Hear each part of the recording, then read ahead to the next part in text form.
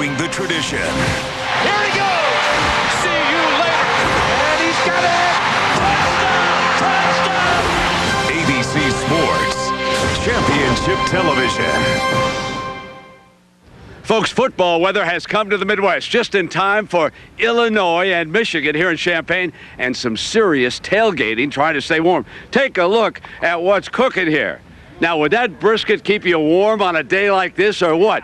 We've got a lot of loyal Illini fans. Are you going to finally win a game? Well, folks, they've lost 11 in a row in the Big Ten, but that has not dampened their enthusiasm. And we're off to the races in New York.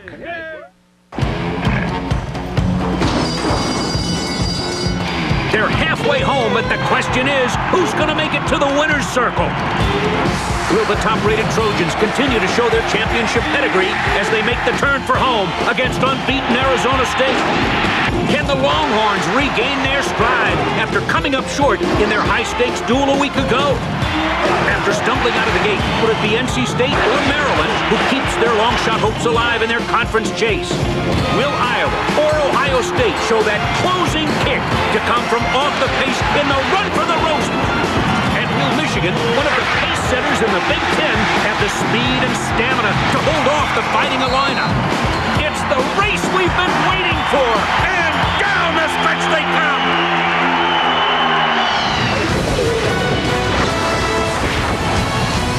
This is the Ford pregame. John Saunders, Craig James, and Aaron Taylor with you as we look towards this game. Michigan Wolverines cannot look past Illinois. They got Minnesota last week. They have Purdue next week. This is a big one for them. Yeah, you were going to ask me, do you think Michigan's still down or not, right? Yeah, well, I don't know. I think Michigan's one of those teams that every time I see a recruiting list, they're in the top 5 in the country. They always have great recruiting classes. And under Lloyd Carr, Michigan is 14-4 versus top 10 teams. There is no problem at Michigan. Michigan's a great football team, and they've got a great blend of young and old. Yeah, offensively, they're getting it done with Henne and Hart, freshmen, but on defense, they're getting it done with some older guys. Their safety, Ernest Shazer, big safety, 6'4", leads the team in tackles, likes to play around the line of scrimmage. That guy brings it. Speaking of line of scrimmage, Gabe Watson, their big defensive tackle, doesn't get his name called a lot, but he makes a lot of plays. Look for number 25 and 78 to get it done today. Before last week, they talked a lot about Minnesota. Michigan got them. People talking about Purdue. Is Michigan really, though, still the team to beat in this conference? Well, you know, right now, Michigan's a great football team, but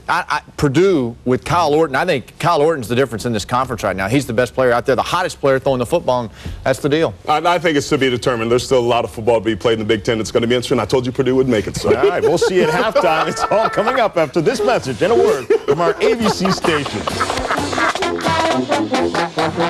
The Ford Pre-Game, brought to you by the next Ford Super Duty. Smarter, stronger, tougher. The next Super Duty, built Ford tough. We'll be back after this message and a word from our ABC stations. You're watching college football on ABC Sports, Championship Television.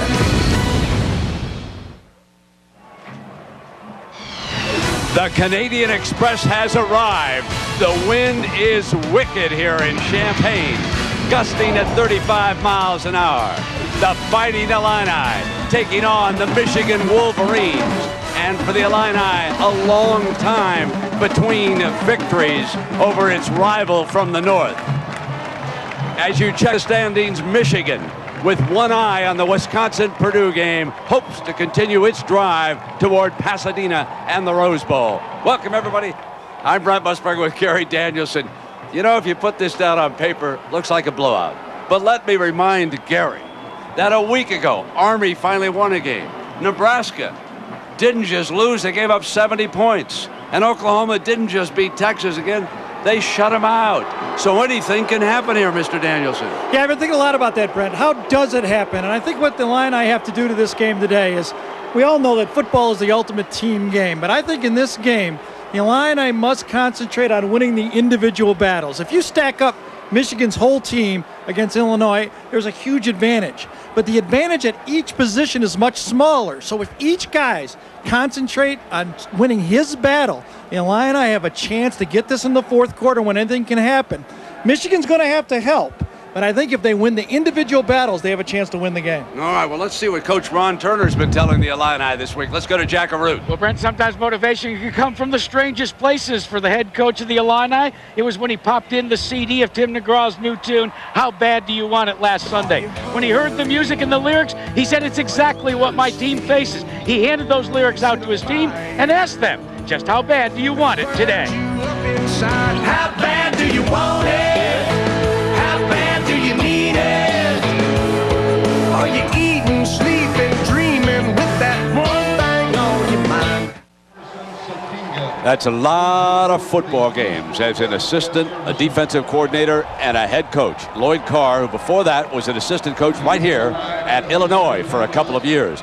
Lloyd and the Wolverines have won the coin flip, and with the wind gusting up to 35 miles an hour, they defer. That means they want the wind at their back in the fourth quarter of this football game, no doubt.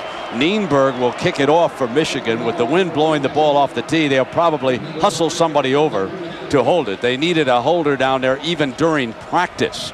So Nienberg will bring over one of the wideouts, Tab, and they'll put it down at the 35-yard line with Marcus Mason and Pierre Thomas back deep for the Illini, who will be moving into this wind from the 20-yard line as that kickoff by Troy Nienberg, the senior from Glandorf, Ohio, sails out of the end zone. John Butcher under fire. The coach sat him down this week and made it quite plain. Don't be tentative. He thought that had been his problem. Still hasn't thrown an interception. The backs and receiver E.B. Halsey is injured. We do not expect to see him unless there's an emergency. He is in uniform, and Pierre Thomas becomes the workhorse in this I formation set.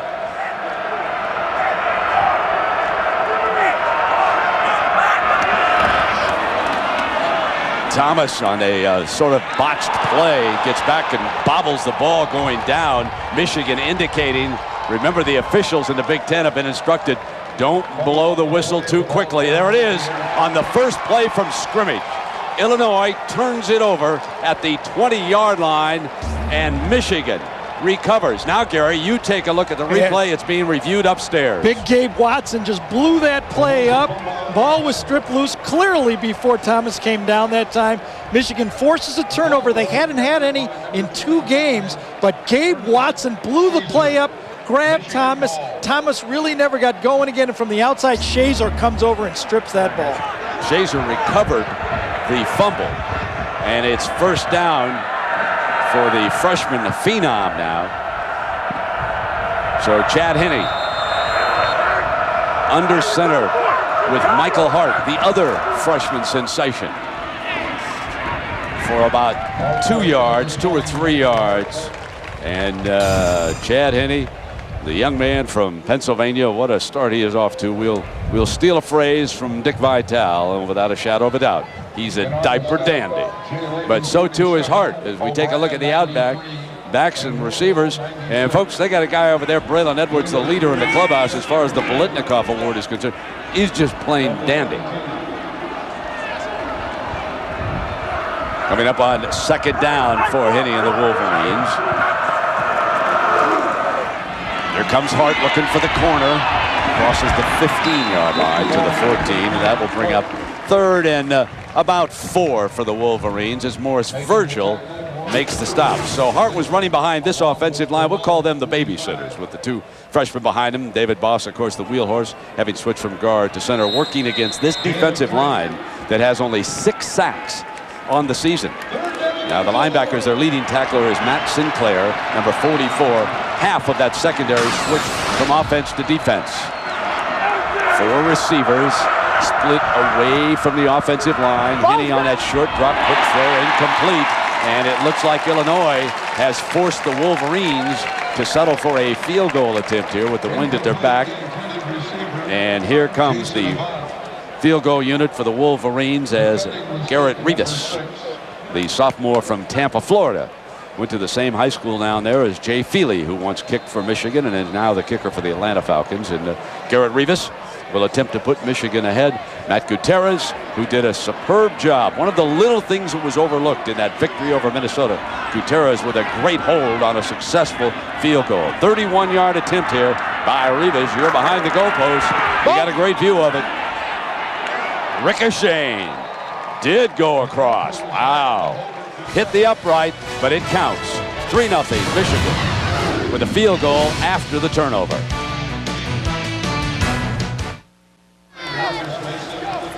Michigan 3, Illinois nothing here. And Pierre Thomas back deep. He's the key return man here for the special team. Back with another running back, Marcus Mason, young man from Pontiac, Maryland. Might have to wait for the wind to change, the quarter to change before him to get one. I think so.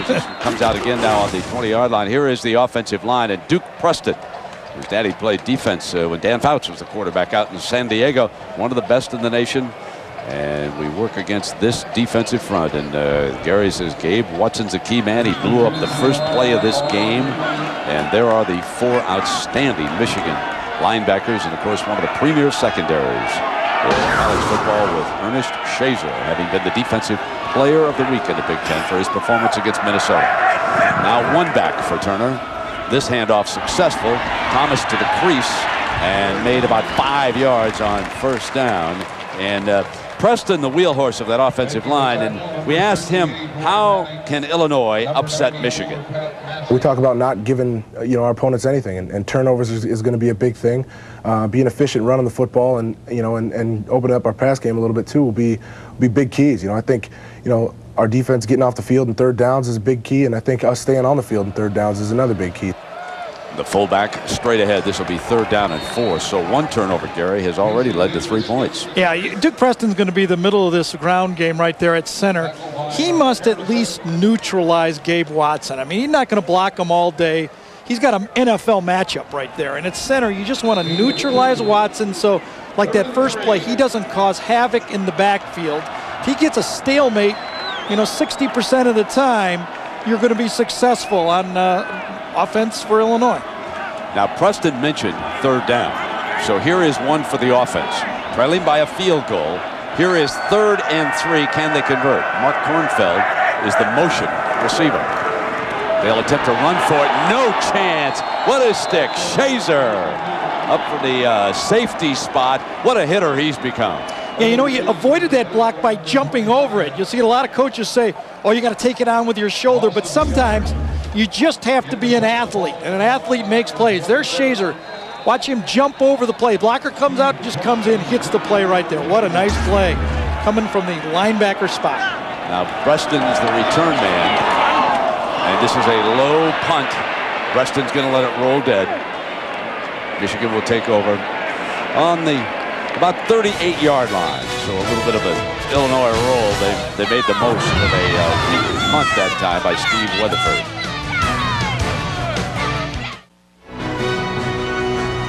The ABC Sports presentation of college football is brought to you by Chrysler. Inspiration comes standard. ADT, America's residential and commercial security leader. And City Business, with real live small business specialists on the phone. That's a card you can count on. And that is the alma mater here. Most famous statue on the campus, the University of Illinois. A couple hours southeast of Chicago. Base 4-3 defense here against Chad Henne. And the Wolverines play fake to Hart. Going to put it up on first down. Hit on the release. Incomplete. Intended for Edwards. And Henne took a lick. And, in talking to Lloyd Carr, we asked him about playing on the road in the Big Ten.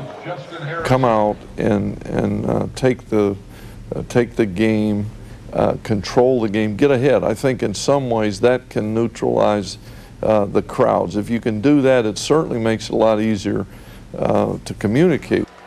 And it has become easy to communicate. For one thing, the fans are a little bit down here in Champaign, and they've lost 11 consecutive Big Ten games. They're down by 3. Hart stepped to the hole for the Wolverines to the 45, and this will make it about 3rd and 3 coming up with Mike O'Brien making the stop. You look at what Michigan needs to do to win this football game. You can look at it a number of different ways, but Michigan does well when they spread the field with those receivers and run the ball. Michael Hart, he's become the middle of it. 30 touches through runs and passes, and they can't beat themselves. Don't give the Illini any life, any easy plays. Here's the 3-pack. Attempt to run for it, and Hart is battling towards the first down marker, the yellow line there on your screen, and the The spot looks like it's just a little bit inside that, doesn't it? Yeah, one linesman has it behind, and this linesman down here I thought had it in front. So let's see which linesman wins, and it does appear to be short, at least the yellow line. I thought Hart kind of fell forward, but we don't know when the whistle blew on the play. Hart has really come out. I mean, he's made a big difference in this offense as he's gained confidence running the ball. His speed is picked up, and you know, those two guys, those two freshmen, you say, those two diaper dandies has made this Michigan team for real. Is that close? Yep. Dick Whitboat, our referee here today. So that's what Michael did last week against Minnesota, setting the Michigan true freshman record with 160 yards.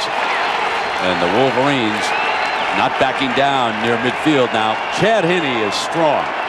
One-time javelin thrower, wrestler. He's a muscular quarterback. You would think he'd go right behind Bass here, and he does just exactly that for the first down. Yeah, he's got Bass and Lentz both over 300 pounds, and he had a little hole to the right, a little bubble to the right that he could take it through. First down, Michigan. This Michigan line has been reconfigured about 4 times this season. The latest is Reuben Riley, number 72, is in at left guard for Leo Hennigy. That's another big guy. Riley, 72, was an offensive tackle. So now you got Bass, Riley, and Lentz all in there. And the big one, a big Jake Long, who goes about 340 at tackle. I mean, they're huge on that Michigan offensive line. And Long only a sophomore. Someday we can project him over as the left tackle for Michigan. Run the stretch with Hart, and he can't get the corner. The Illinois defense playing pretty well here in the early going as Alan Ball, the sophomore from Detroit, makes the stop. And a reminder, we've got PGA Golf coming your way tomorrow on ABC, 3 Eastern Time. The Chrysler Classic of Greensboro. David Tom is one of those who's on the leaderboard and searching for that victory. So that's at 3 Eastern Time tomorrow here on ABC Sports. Second down and long for Henne and the Wolverines. Usually when Michigan needs to start their offense, to kickstart their offense, they go to number 1. And one is in motion. Basically the slot man. Henne's got him through beyond him to Avant. So they went past Braylon Edwards, picked up Avant at the 32-yard line, a first down, a gain of 21. You know, that is really nice coaching by Michigan that time. Braylon Edwards came across the middle of the field and drew the coverage. Braylon goes around, comes right in here, and Avant comes behind. This play was used. There you see Braylon right there drawing the coverage, and a perfect throw by Henne. That play was run continuously last week against Minnesota. Very effective for Avant, having a big game a week ago. Xavier Fulton, the talented freshman defensive end from Flossmoor, Illinois, checks in for the Illini. They're trying to generate any kind of a pass rush. You can see that Henne has all time.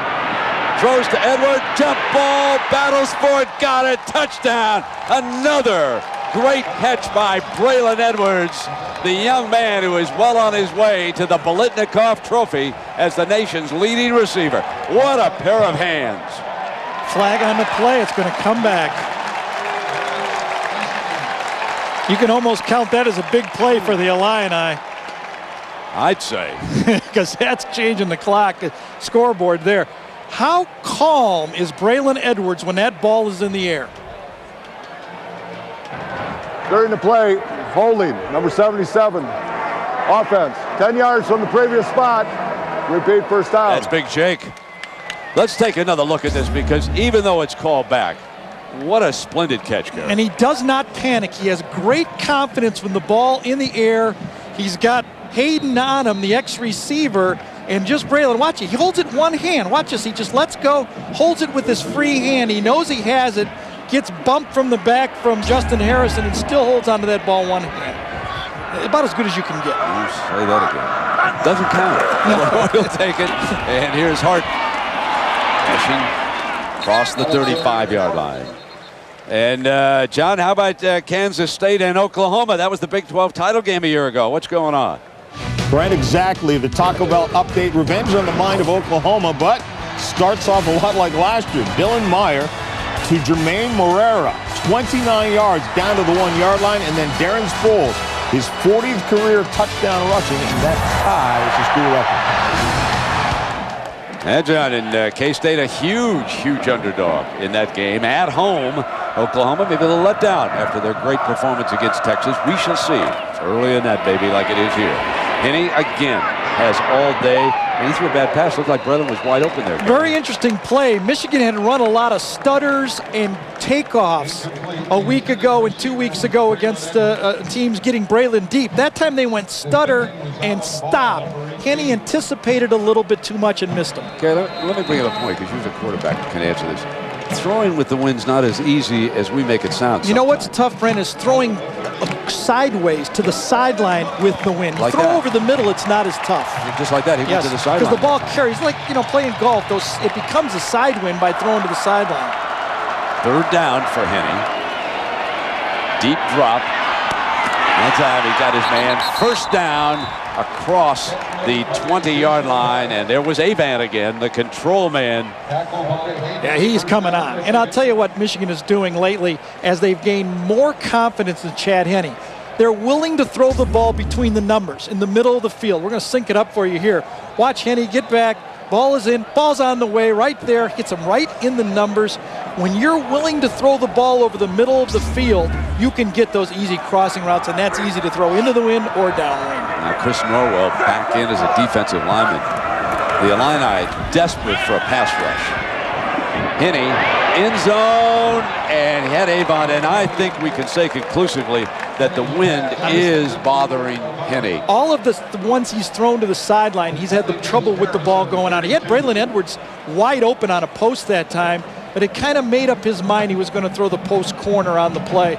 Michigan, you can see the confidence they have in their passing game. I mean, I think if you came into this game looking at Illinois, the number of yards they've given up, they were going to run the ball, but they're throwing it so far today. Coach Fred Jackson said he was going to use the other freshman, Max Martin, as a running back. Here he is right now. He's the lone running back. Michigan fans aware of the name. There's the draw. There's Martin. Martin across the 15-yard line. Good look at this young man.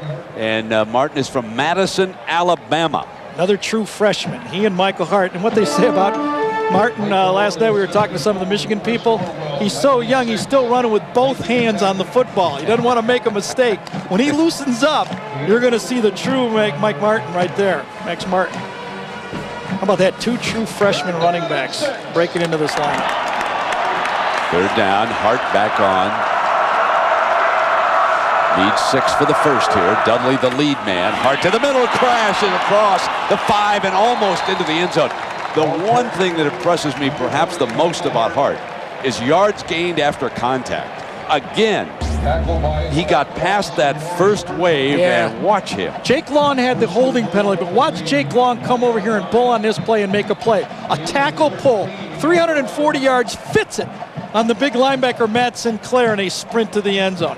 When you have 340 pounds coming at you at linebacker, a tackle pull, that makes that play go. Now Max Martin, can he get his first score?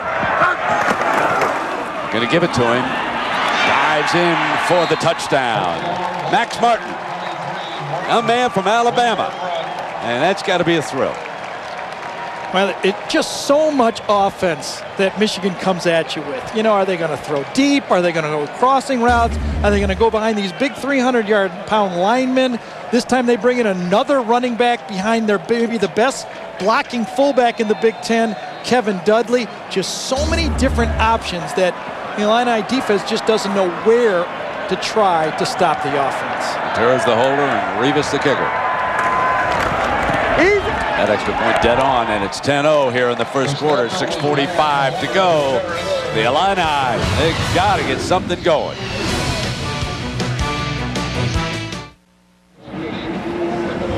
Well, again, Nienberg puts the ball on the tee, and look back at Max Martin, the young man who was born in 1986 down in Alabama. He had a brother by the name of Dexter who played football at Northern Michigan, and that's where Lloyd Carr transferred from Missouri.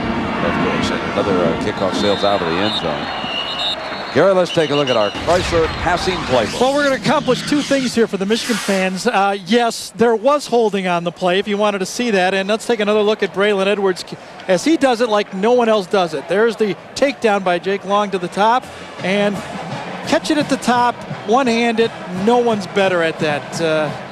Mike Williams over at USC, they say can do it, but I don't think he can do it as well as Braylon Edwards. And after the penalty, Michigan comes back and Especially gets the this touchdown. year. Yeah, I agree with Max Martin. Here's the Butcher's first pass of the game on the slant, deflected, and it is incomplete against that Michigan defense now, which gets a chance. And Leon Hall, the corner who has moved in as a starter, and he looks outstanding. They just simply throw away from number 3, Marlon Jackson. No one challenges him. And in fact, they go at Leon, the sophomore from Vista, California, and he has stood very tall so far. Second down and 10.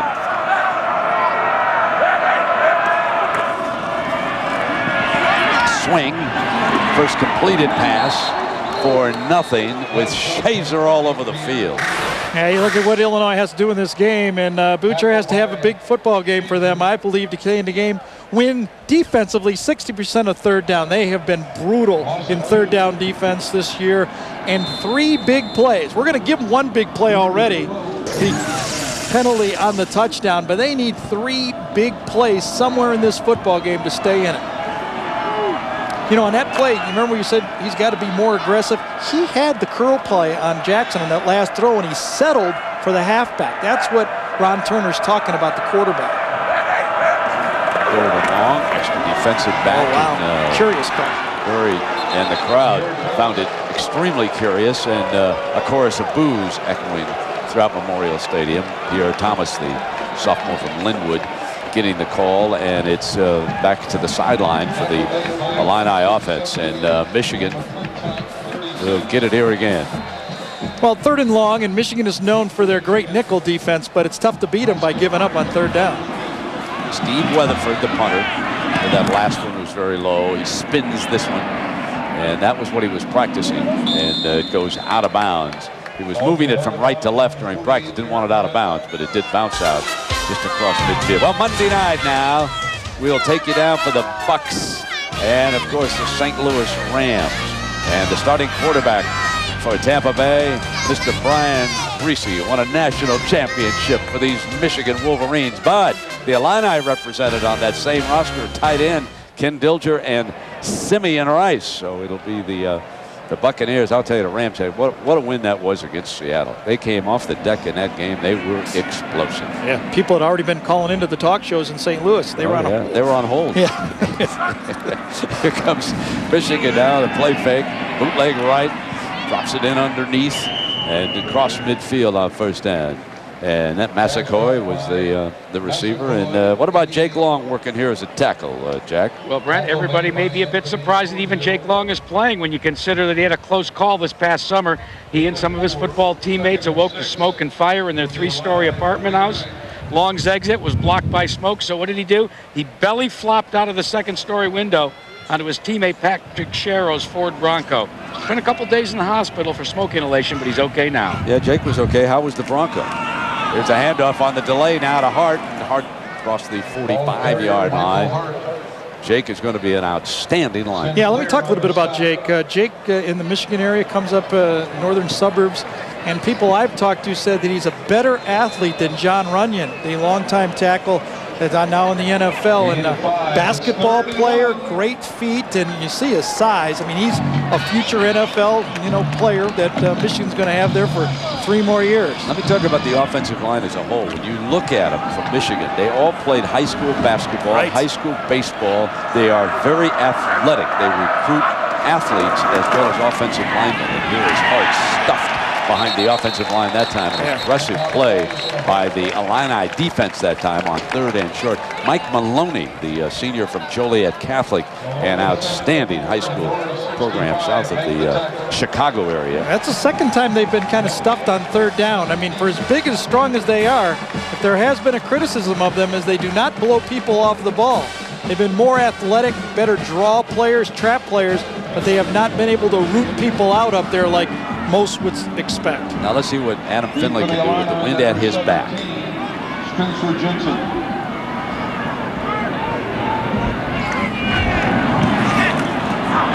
Yeah, into the end zone and coming on out of the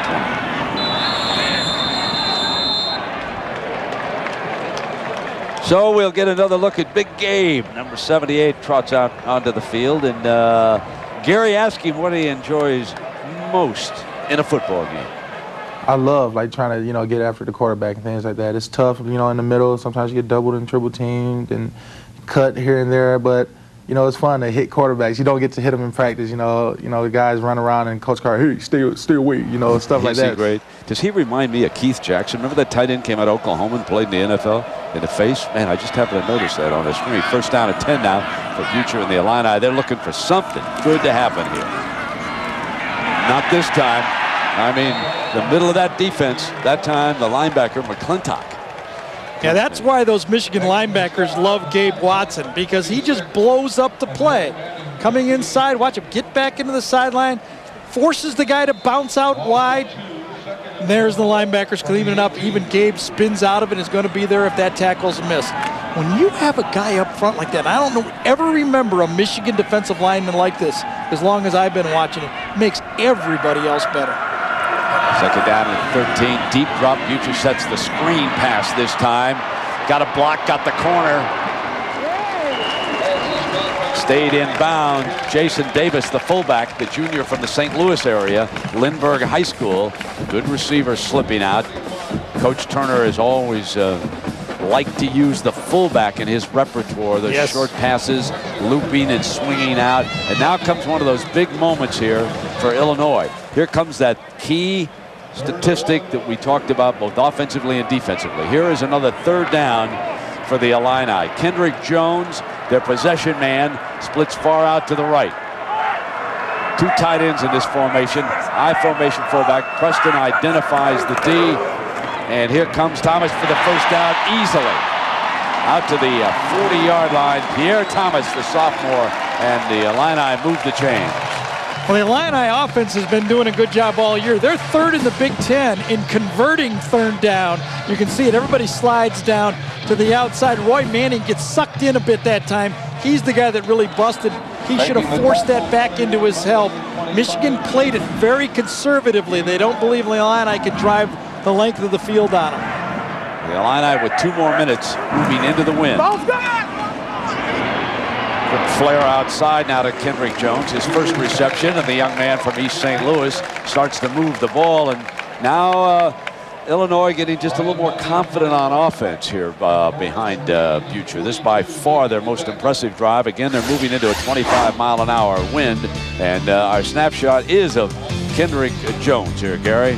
One of those guys does a lot of things, He's a little bit of a possession receiver, but did catch 6 balls against UCLA and scored. Using motion, go to the one back, running Thomas out of it, gashes up the middle, breaks free, cross the 40-yard line for a 1st and 10, and the Illini fans with something to cheer here, finally. Trailing 10-0 and moving into that wind. The individual battles up front, that time Duke Preston won his battle in the middle. And Pierre Thomas, who had 188 last week, you can see it. Big Gabe gets taken out from the side that time. Number 64, Martin O'Donnell coming in. The freshman gets Thomas, and Thomas falls forward. He's a power back. 188 last week against Michigan State. Marcus Curry replaces Hall on the corner for Michigan. Here's Thomas, bangs across the 35-yard line. And so he is carrying the load here at running back because E.B. Halsey, the sophomore from Elizabeth, New Jersey, out with an injury, could play in case of an emergency, but Pierre, and he's their all-purpose yardage leader because he's a fine kickoff return man also.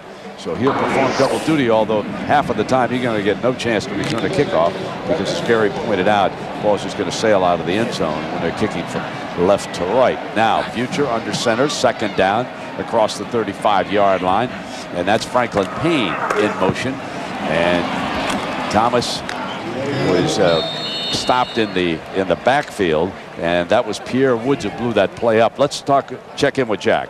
Well, Brett, last year Thomas suffered a calf bruise that eventually led to having part of his calf actually removed from his body. He said during the rehab, though, he was able to gain some weight. He says now, instead of darting and diving, I like to run over guys. So we've come to the end of the quarter, and Illinois will have the wind at its back for the second quarter. Michigan took good advantage of that wind and a turnover. As a result, they lead the Illini 10-0 at the end of the first quarter. And now at their back, they send two receivers out far to the right, bring the motion man back toward the tackle, and now Butcher will flare. And Thomas did not get the first down. Short of it. Well, you know, Gary, you and I have joked about football season here. We pick up the News-Gazette here in Champaign. Banner 100 years of Illini basketball. The new scoreboard about to be debuted. 30 minutes at the conclusion of this game. Big workout over here at Assembly Hall for the basketball Not team. the way it's supposed to be when Michigan's in town, is it? I know. When you lose 11 straight Big Ten games and you haven't beat Michigan, you know, for a long time, you talk basketball, right? They got a great basketball team here, folks. That's the good news about the Illini, but they've lost 11 consecutive. Turner's going to go for it here. Fourth down and short, down 10. Why not, I guess. And they're going to call a timeout. So we will take a break.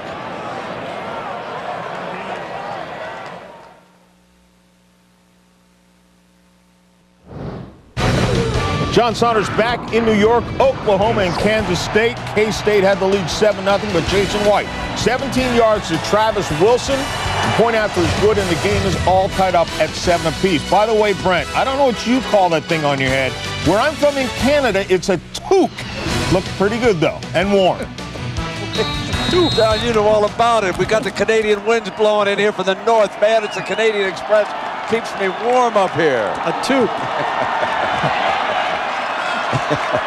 Fourth and short. John, before the day's over, my friend. Fourth down. Going for it with Pierre Thomas, and he is jammed. Right side of the defensive front for Michigan, led by Roy Manning. Boy, Roy Manning took on a blocker, then took on the tailback right after that. Two players right at the point of attack. You expect to win when you're on offense, when you get two guys on one linebacker like that. What a play by Manning. Watch that. Fullback hits him. Here comes Pierre. He takes on one, takes on the second, and stuffs it. Boy, Jason Davis goes 220 pounds. Thomas is close to 200 pounds, and he stops both of them. What a play by Manning. Michigan takes over on its own 30-yard line, moving into that win, leading by 10.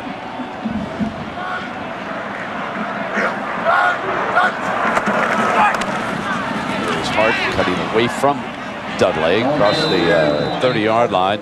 Well, the Big Ten wide open as Wisconsin and Purdue, 2 unbeaten, start later today on ESPN2 and on ABC at 3:30. It's Ohio State at Iowa. Okay, what about the Buckeyes? Do you think they can snap that 2-game losing streak over there at Iowa? Iowa's very nicked up. Drew Tate has been hotter since we've seen him. He's growing into that position. I just got to believe Ohio State's going to find their game sooner or later. And this week it's going to be tough, but I think Ohio State's going to get them this week. Need a couple of sets, don't you, a little bit later in the day to watch both those games. And here is Henning in trouble, incomplete, and it will be third down. Well, time for this week's Aflac trivia question. Now, if Kelvin Hayden, who is number 6, leads the Illini in interceptions, he has 2 already this year, what distinction will he achieve here with the Fighting Illini? Kelvin Hayden, a year ago, receiver, and now he's a starting corner. Wears number 6, and we're very impressed with the progress that he has shown. Right defensive corner. He's the short side of the field. Here he is, 3rd and 7.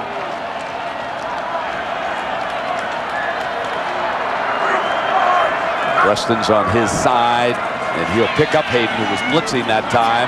They drop it off to Hart, and Hart stepped for the first down, and he's got it.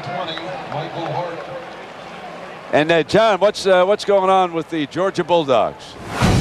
Brent, as you know, they're coming off that loss last week. Big disappointment at Vanderbilt. And that's not good for Vanderbilt. 12 yards. Thomas Brown drags his man into the end zone as the Bulldogs now lead it 7-0. Brent, back to you.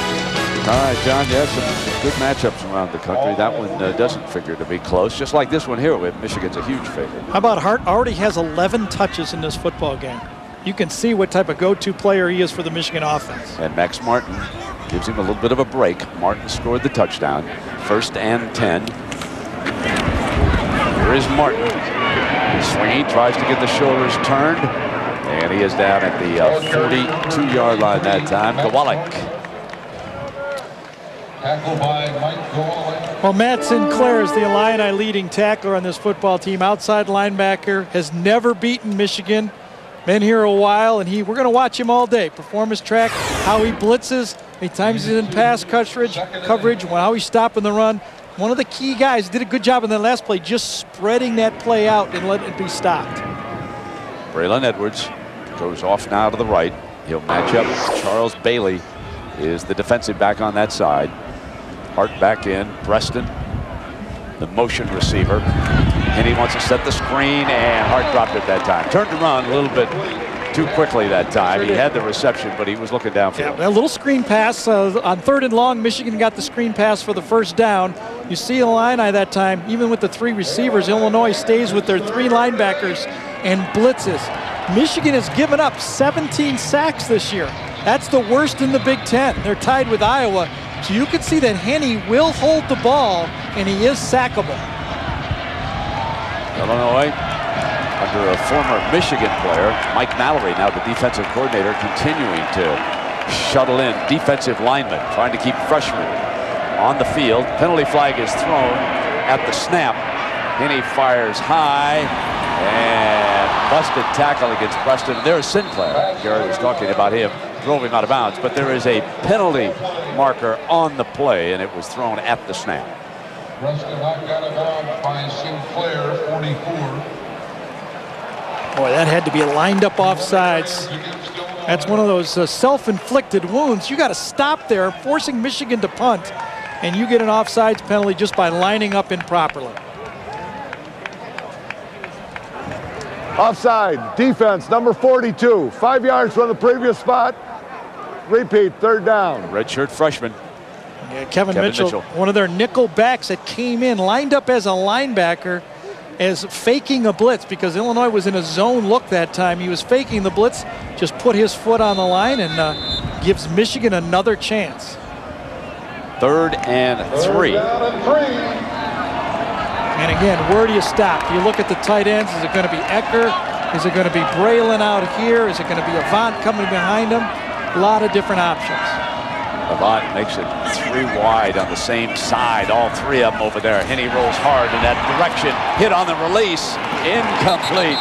Good Illini defense that time as Kowalik, the linebacker, puts the pressure on. Good job by that secondary that time for the Illini also. They blew up the play. They hit the receivers. Michigan was trying to do one of their rub plays, but it was blown up by being very physical in the secondary, and Henne had nowhere to go. So Spencer Jensen, number 17, is back to return this punt. He's a redshirt freshman from Homer Glen with E.B. Halsey out. Pressure on. Not an easy day to be fielding these punts. And the Finleys will bounce and out of bounds at the 23-yard line. Illinois with 12 minutes to go with the wind at its back, down by 10. ABC Sports presentation of college football is brought to you by Pontiac and the first ever G6, the next official performance machine of the NCAA. Aflac, ask about it at work, and Singular Wireless. That's the English building here on the University of Illinois, down there on the quad. House is English, of course. And this is a wonderful school down here in Champaign, by the way. Well, Butcher's got off to a nice start. 4 for 5, did that against the wind, keeping his team in the football game, not making any mistakes. 2 wides. Good fake to Thomas. And broken up on that far side beautifully by Leon Hall, who's back on the field. Good play by Leon. Well, you know, where you get the ball often determines what your possibility of scoring. When you get the ball backed up, you're only going to get a score about 26 or 27% of the time. And look at this. the whole season, the Illini have not started from the 20 in. No big turnovers from their defense to make it easy. Not one try inside opponent's 20-yard line all year. Second down and 10.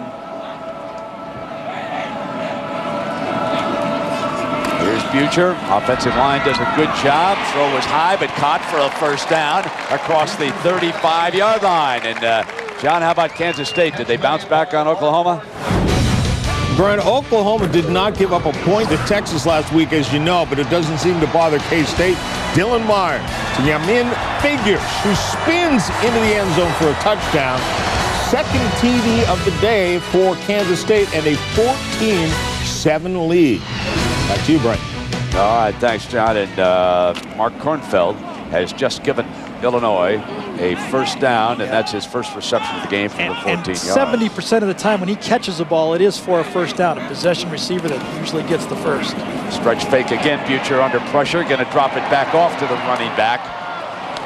And he is swarmed just short of the 40-yard line. Well, let's go back to that Aflac trivia question.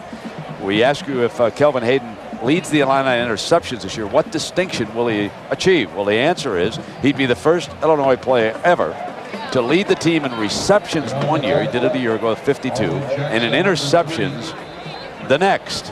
And so Kelvin Hayden, very versatile player, and some of the scouts who've watched him said he was a little bit tentative against UCLA in the early going, but now he's developing into a pretty good defensive back. Second down here for the Illini.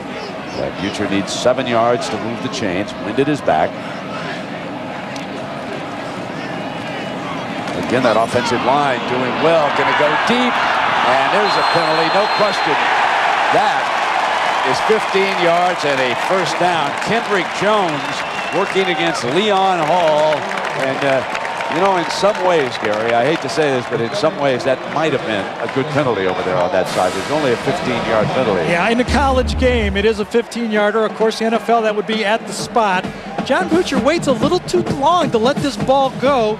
It's a slightly underthrown, and that forces Leon Hall to grab him right at the end of the play. And Kendrick Jones better be careful. He really played it to the referee, and he has to be careful not to get called for overly being dramatic about this call. He just keeps doing it and doing it and doing it.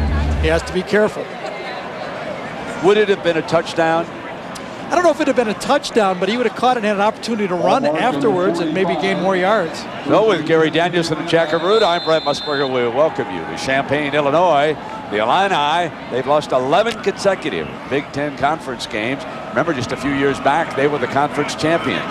Struggling, trailing the unbeaten Wolverines by 10. 10.5 minutes to go in the first half. Butcher on 1st and 10 for the Illini. Again has time, throws underneath, complete to his running back, Thomas. And John, what about Michigan State against Minnesota, my friend? Brent, Minnesota trying to hold off what would be back-to-back losses after losing to Michigan last week. Drew Stanton to Eric Knox. Second time in this game. 36 yards, touchdown. The defense of Minnesota's looked terrible. 28 points already, and they've just barely started the second quarter. Brent. Wide open. Wow, the Woolly, Gary. Michigan State is coming on. Drew Stanton has made them a whole different football team, and the Michigan coaches told me that they felt they could throw the ball against Minnesota. It's true. Second down here for the Illini. They go back in the power I. Looked like there was movement. Big Gabe in the middle of that line. Thomas straight ahead. I believe he stopped short of the first down. But did your friend Big Gabe move on that one, Gary? I couldn't tell. I don't know who it was. Somebody might have moved. It might have been Alex Ofili that time, in the middle of that time. But you know what? This is really a sandwich game for Michigan, Brent. Absolutely. I mean, they had Minnesota last week, Purdue next week. They need easy plays. If Illinois can play them tough and Butcher can keep like that, 7 for 9, have one of his best games. Defense, number 93, 5 yards from the previous spot. Repeat, second down. They can stay in this football game. That's what they got to do, stay in the football game, and they have a chance to win. Now here is the schedule Gary referred to a week ago, the big dramatic comeback. Now you're well over a 3-touchdown favorite here in Champaign. Now you go down and you've got to play Purdue next week. And so what he calls it, describes it, and an apt description of a sandwich game. Some of us say it might be a look-ahead game. Right. The coaches don't. They try to get the youngsters focused, but they're human. And there's a first down for Illinois as Davis, the fullback, goes right straight ahead. Well, our Pacific Life game summary, and would you believe it? The first snap of the game, the Illini had trouble. They turned it over, and as a result, the Wolverines got on the board. Max Martin got the touchdown. The field goal followed the turnover, and then it was the Martin touchdown, and it was 10-0. The Wolverines on that drive, in case you missed it, had a touchdown pass to Braylon Edwards called back because of holding, but they scored on the drive anyway. Thomas, great run. He spun right off the defender that time as Joey Sorrentos, the senior, could not bring him down. One of the real dynamics of the Illinois offense, remember, John Butcher led the Big Ten in passing 2 years ago, in 2002, is that they throw to a lot of different players. Brent mentioned it. They'll use the fullback, the tight ends, the running backs. 14 different players have caught passes this year for Illinois. The quarterback's the key. Butcher has to come through and have the big game. He's a sixth year senior. He has to come through. He's 7 of 9, throwing for the 10th time, making 8 of 10. Wide open, using the fullback. Gary referred to it, and there is a big play in the Turner playbook. It's simply loop the fullback out. That's for 13 yards, Gary. There's your play. He kind of submarines through. This is a West Coast offense play. He'll line up over here and sneak under the formation with the action going the other way. Watch him sneak under, behind the line of scrimmage. Direction going one way, throw back the other way. That's an easy play. That's that West Coast offense that Ron Turner features here. Zach Gray checks in as one of the tight ends. He's a sophomore for the Illini. This is a big drive in this football game. If the Illini can finish this off, trailing by 10. And Thomas slashes, steps outside, found the hole. Beautiful run. First down, out of bounds at the 7-yard line. That was terrific vision on Thomas's part. It was clogged inside, and watch him step to the outside. Absolutely. Watch when he comes up into the line this time. He's reading the block by the center, and he watches it, and when he stops right here, now what do? Do you come inside or do you bust it outside? Watch his vision. He says, I can get outside. Sets up the blocker, goes to the outside, and then delivers the blow at the end of it. That's that big size running back and why he's really gaining yards today. Here's the power I. Davis is the fullback. Play fake.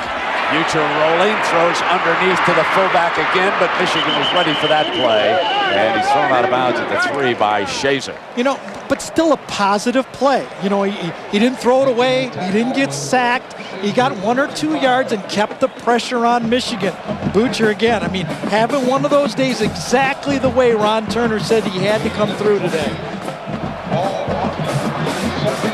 A couple of tight ends now check into the game.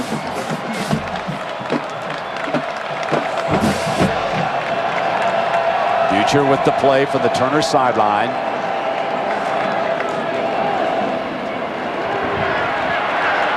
Second down.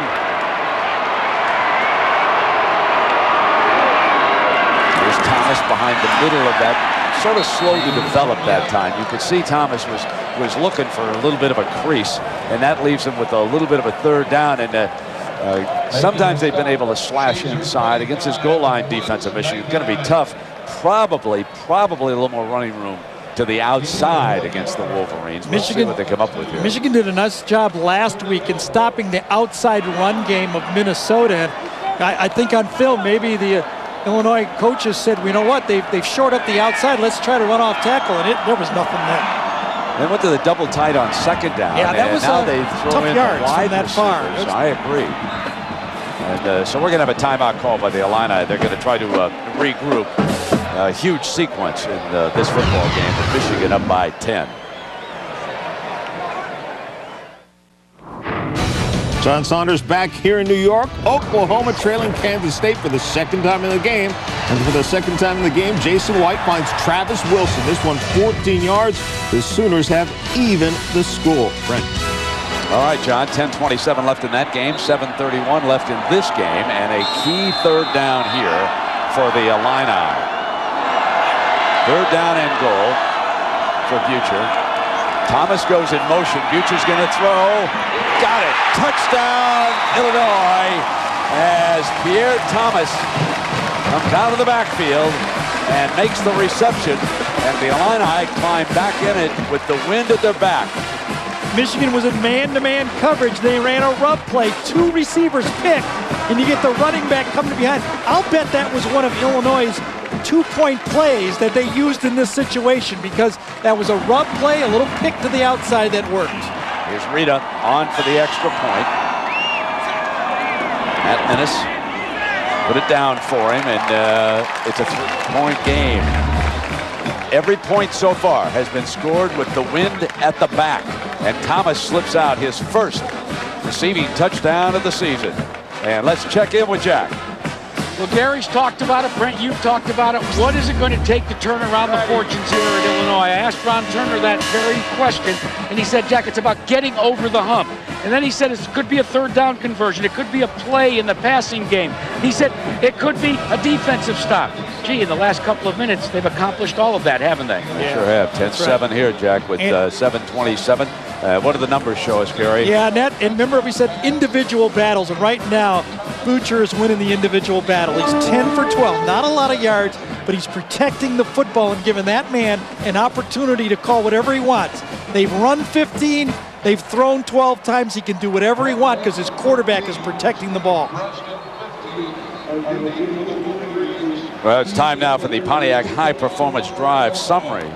77 yards, 11 plays, and they consume 441 with the wind at their back. And now Chad Henne and the Wolverines will go back to work, and Butcher with a much more positive look on his face this week. He's been yanked from a couple of games, was bewildered.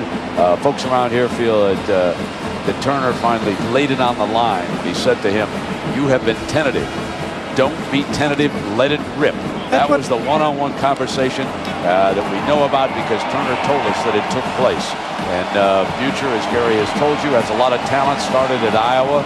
He's in his 6th year, and he has the Illini within a field goal right now. Steve Weatherford's the kickoff man, and he booms it out of the end zone. Chad Henne and the Wolverines will come out from the 20-yard line. Well, Gary, let me ask you about Wednesday. This show 8 Eastern lost. You tell me that's pretty good. That's worth looking at. You know, it's a little X-Files and a little Survivor Island all mixed into one, and it's definitely TiVoable. Is that a word? It is now. Well, Chad Henne is wanting to get a little TiVo highlights going right now. Let's see what the Michigan offense, Terry Malone, the coordinator, is going to let him do with a tight football game against the wind. He's 4 of 11 throwing the ball. They run with Hart. Huge hole on the right side. And Hart explodes to the 45-yard line. 25 yards for the freshman from Syracuse. What a read that time. That ball could have gone anywhere along the line of scrimmage. He's following Dudley. Big Dudley, who's a great leader for this football team. He gets the connection, gets the block inside on the middle linebacker, Gwalik, and then broke outside, Michael Hart does. And what a difference a great running back makes. Quick snap here by Michigan. They move up quickly under center. Here it comes. Stretch Hart, and he was attempting to cut back, but was swallowed at the line of scrimmage, and it will be 2nd and 10. Is Anthony Thornhill out of Detroit Central. Grew up a huge Michigan fan, and when it came time to be recruited, the Wolverines said, "Would you walk on?" And he said, "But Illinois offered me a full scholarship. Thanks, but no thanks." And he headed off to Champaign. So that's how Thornhill, cousin of Josh, came to be a member of the Fighting Illini. 2nd down and 10. Only 3 of 10 first downs have been for 4 yards or more. Edwards comes in motion. Henne looks in underneath to Dudley, the fullback, and Dudley rumbles across the 45-yard line for a first down. Well, Michigan started this drive from the 20, and you can see they only score around 22% of the time when they get it between the 21 and 40. But look at this. When they get inside the 50, only 38% of the time. That's a very low number to start over midfield and only get 2 touchdowns 38% of the time. And of course, look at that. 6 opportunities with the ball inside the 20-yard line to start a drive. Tabb, Gonzalez, and Ecker all check in from the Wolverine sideline. Chad Henne on the draw. Here is Hart. Hart runs away from the tackle to open field. 25, 20, run out of bounds at the 16-yard line by Virgil. but he broke a tackle early in the run. And this young diaper dandy is showing us something new with every game. This was a great run. Watch him just follow number 77, just walled down. Big number 77 walls down. Tyler Ecker, the big tight end, walls down. Dudley gets his block on the play. Why not follow Long, Ecker, and Dudley? You don't have to be anything but a freshman to know to follow those three guys. Justin Harrison forced into the starting lineup. Couldn't make the tackle for the Illini. And this time Hart is stuffed at the 15-yard line. He's in the starting lineup, Harrison, because Travis Williams, injured today, is out of the game. So the freshman from Bloomington, Illinois, who has played pretty well back there, he had a shot at Hart on that run and couldn't bring him down. It'll be second down for the Wolverines. Well, when Michigan's offense, you know, Brent, we saw Ohio State last week, and they had trouble running the football. It's a running back a lot of time that makes plays that look like nothing into something. Look at the defense Michael Hart has made in this Michigan run game. Now Rimbert, Pierre Rimbert is in as the Wolverine running back. Van Henne firing, incomplete. Intended for Edwards and broken up by Alan Ball. Well, I'll tell you, St. Martin de Porres, these two guys faced each other. They know, same neighborhood from Detroit, Michigan. Alan Ball comes across, gets to the inside of that play and gets his arm about. Good job by Alan Ball. He was a 100-meter state champ in Michigan when he came out playing corner for the Illini. That was a tough matchup because usually Braylon does his body and shields it. That time he got around in front of him. Here's third down. Wolverines need 9 for a first down. From the Illini 16-yard line. Henne back, throws, intercepted in the end zone. Picked off by Harrison. And the young man who missed on the tackle coming down the sideline. And he is out of bounds across the 30-yard line.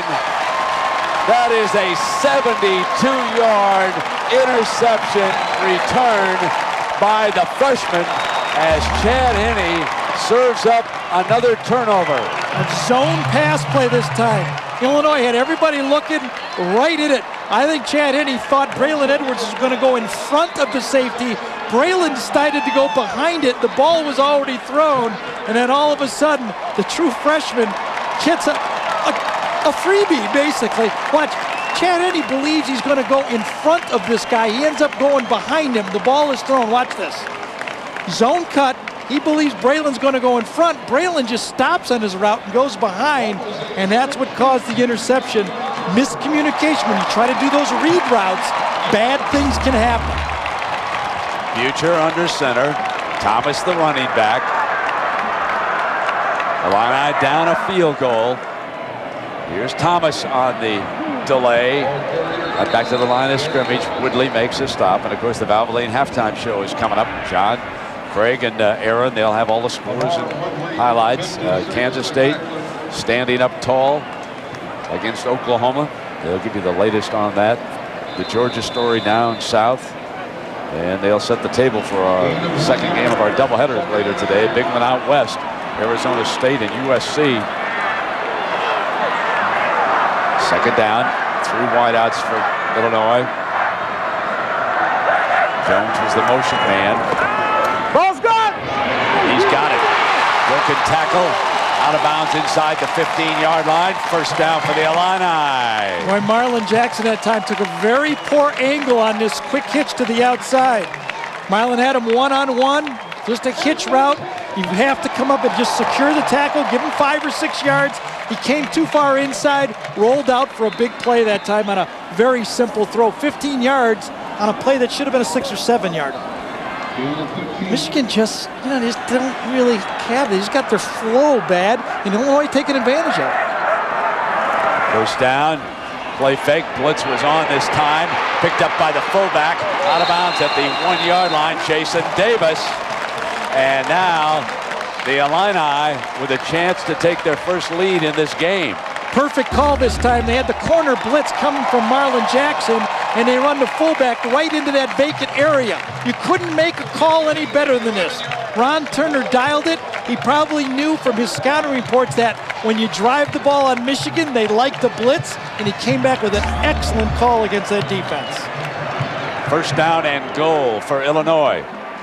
Trailing 10-7 here, 4 minutes.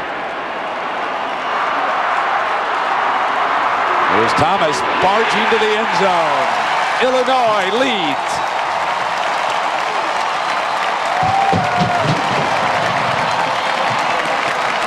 Fireworks at Memorial Stadium. The Illini in 2 decades have never beaten Michigan here in Champaign. But it's a long, long way to go in this one. Yeah, but his team is starting to believe right now, Ron Turner's is, all the stuff they told him, stay in the football game, win your individual battles, and something good can happen. They're starting to believe.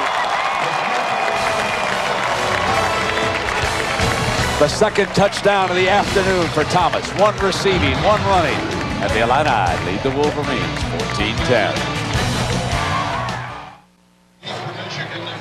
Pierre Thomas, who has given Illinois a 4-point lead here with his 2 touchdowns, 14-10. And again, I cannot overstress the fact that wind blowing from left to right on your screen, every point in this game has been scored with the wind at the back. Michigan won the coin flip and deferred, so they're going to have their choice in the second half. That could be the decisive factor in the fourth quarter, the way this game is unfolding. Now the kickoff return by Steve Preston.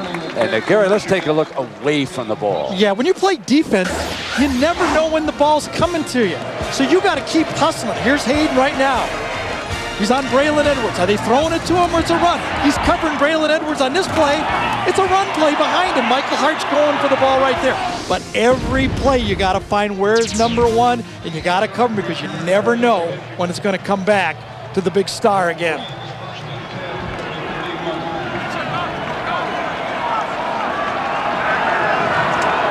First down at the 31-yard line.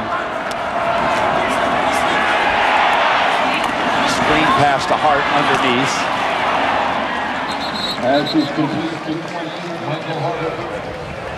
Well, you know, Kelvin Hayden was talking with Gary about what the defense needs to do in this game. And here's what he said. We just want to go out there and have a mistake-free game and get off the field on 3rd down. That's really the important key, because a lot of times that's when they're moving the ball. 1st and 2nd down, we're all right, but come 3rd down, we're not executing as well as we're supposed to. And 50% of the time overall, and 55% in conference games, that will not do it. And Coach Mallory telling us that was the stat that most bothered him.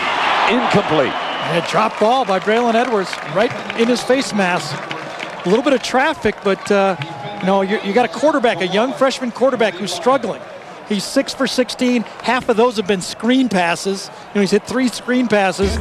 And Braylon Edwards gets one right in his face mask here and doesn't catch the football. I mean, you got to make that catch and get a little bit going for your football team.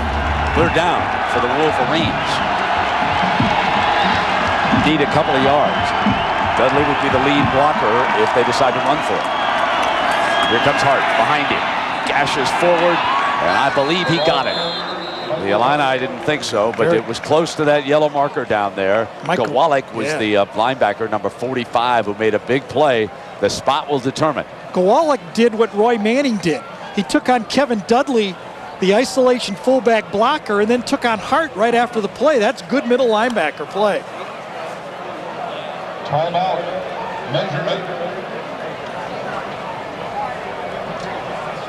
Again, from our view, it just seemed inches away, didn't it? Yes, it's that very, last very view. close. He's got it. First down, Michigan. So we'll adjust the colors just a little bit. Here in Champaign, and in case you just joined us, you might want to hear in 2:55, settle back, get the highlights and scores from John, and then make sure you come back. I've sat in on some great games down here at Champaign when Illinois was an underdog back in the mid-90s to Joe Paterno's Penn State team that went undefeated. They took them right down to the final minutes. Ohio State taking a double overtime the year they won the title. And now it is the Wolverines who must come from behind here in Champaign. And Tonight on ABC, the 50th anniversary season of The Wonderful World of Disney begins at 8 Eastern. Growing Pains, the return of the Seavers. And then last week, in case you missed it, we'll bring you Desperate Housewives. And then tomorrow night, of course, the all-new version. That's the hit show, Desperate Housewives. 2:12 here. Big first down by Michigan there. That's what they need, first down. Being able to pick up 5, 6, 7 yards. And Hart battling for tough freshman from Syracuse. They move the chains again. Right there as Hart crossed midfield. The Wolverines inside of 2 minutes and working against that wind. You don't even want to think field goal coming into it. No, they have to get down. Yeah, it would cut about 15 yards off your deep field goal. Again, now this is when they usually go deep to Braylon Edwards. Throw it up, let him make one of those jump ball catches. There he is, right in the slot. They've got all three of the weapons over there to the right.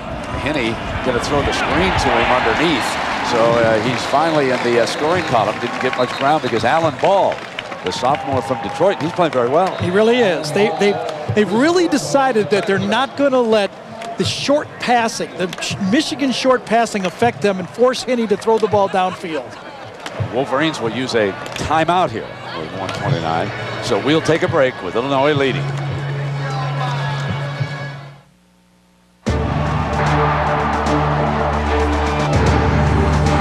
Big Ten football is a special tradition. More than 5.5 million fans pack our stadiums each year, making Big Ten football what it is today. So respect the game and show good sportsmanship, because the Big Ten sets an example for everyone to follow. Before, during, and after the game. Big Ten football. Good sports make great fans. Brent, you've talked about it all day. The wind here in Champaign, well, it's been gusting as high as 35 miles an hour, and the wind does create a problem. Watch that. All right, that's how bad the wind is when you get a little higher than I am. I'll tell you what, Gary, you were right. You're going to lose about 15 yards as far as your farthest field goal kick for Revis. There's something about which way you do something into the wind, Jack. Be careful down there, okay? Jack, what was that you threw? A little confetti, huh? Flew right in his face, didn't it? All right, second down here with 1:29 to go.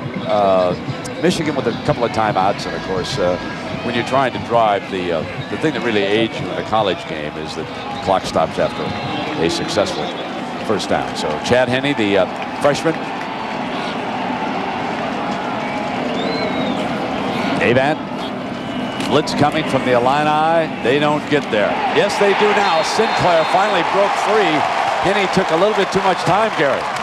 You know, Michigan only put 3 guys out that time. Matt Sinclair, the linebacker, came, and that's the game plan against Michigan. Take away the short throw. Michigan keeps in their tight end and Hart this time to help. Actually, Hart goes out, but Kevin Dudley stays in, and Sinclair goes right through Kevin Dudley's block and gets the sack. But you know what? There was nobody open downfield that time for Henne to go with.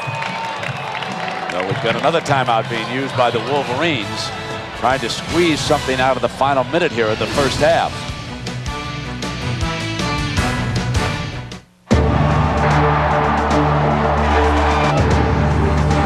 Big Ten football is a special tradition. More than 5.5 million fans pack our stadiums each year, making Big Ten football what it is today. So respect the game and show good sportsmanship, because the Big Ten sets an example for everyone to follow. Before, during, and after the game. Big Ten football. Good sports make great fans. Mike Mallory, they're talking to his defensive players, working hard on the sideline. The one thing that I have noticed about this Illinois defense, they are using almost up to 22 players in here. Mike is running in different packages, one after another, shifting defensive linemen, linebackers, going to extra defensive backs, working against his alma mater here. Now in that big third down, and the Illini have been burned on 3rd and long, and this one's real long. 17 after the sack. Henne fires up high, intercepted on the ricochet, ball thrown high. Second pick, and here comes Hayden. Hayden, the corner. That's his third interception of the season. Leads the Illini. Picks it off with 48 seconds to go. He has given Illinois a late field goal opportunity with the wind at their back. Illinois comes with a blitz on this play. They're playing very aggressively, only it's a zone blitz. The ball avant to him, thrown behind and high, and all of a sudden, a free ball for Kelvin Hayden. That's his third, and you know he's very good with the football, but he made the move to defense because he can do a lot of things. He knows both sides of the ball, obviously, and because he's on defense, he's proved that he's durable and great anticipation, and he anticipated that ball and caught it and then ran afterwards. What a play by Hayden. Split backs shown by Turner. Beautiful defensive play by Leon Hall, timed perfectly. Yeah, and, that ball breaks hung, it though. up. That ball hung. It did. That was a wind ball. Yeah. The ball was thrown to the sideline. It kind of drifted back in. You could see the receiver that time. I think it was, let's see who this was. Oh, Kendrick Jones was the player. He said, get that ball to the sideline. And, you know, Butcher said, yeah, you try to throw this thing. It's 35-mile-an-hour wind here. If that ball would have been thrown to the outside, he had a completion on the play. If they try a long field goal, they'll go to their kickoff man, Steve Weatherford. And they're trying to run, and the Wolverines jumped at that time and determined not to give him a shot. That a long one is Shazer, been very aggressive in that secondary for the Wolverines. So timeout called by the Illini. They used their last one prior to this third down. Yeah, see, that's a little dangerous now since they've used their last timeout. Now if they complete a ball, they're going to have to run their field goal unit in there.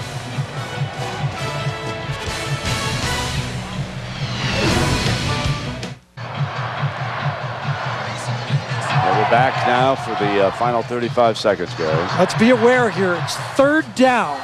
If the Illini do not pick up a first down to get a field goal attempt, they're going to have to run their field goal unit out there. They have no timeouts, and they can't ground the ball.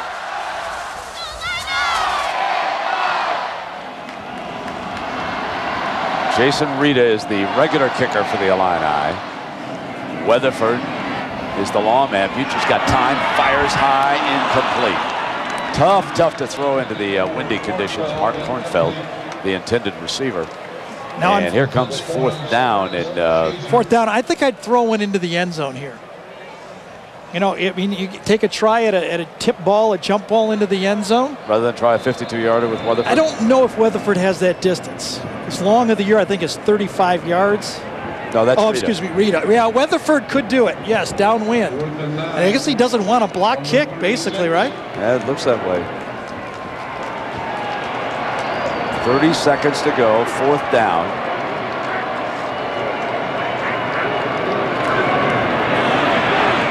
Throw in underneath to the fullback. Big First play. down. Big play. Now they're in field goal range for sure. And they Clock can ground will stop. it. They can ground it to stop it again. 23 seconds to go. Boy, Ron Turner, great call there.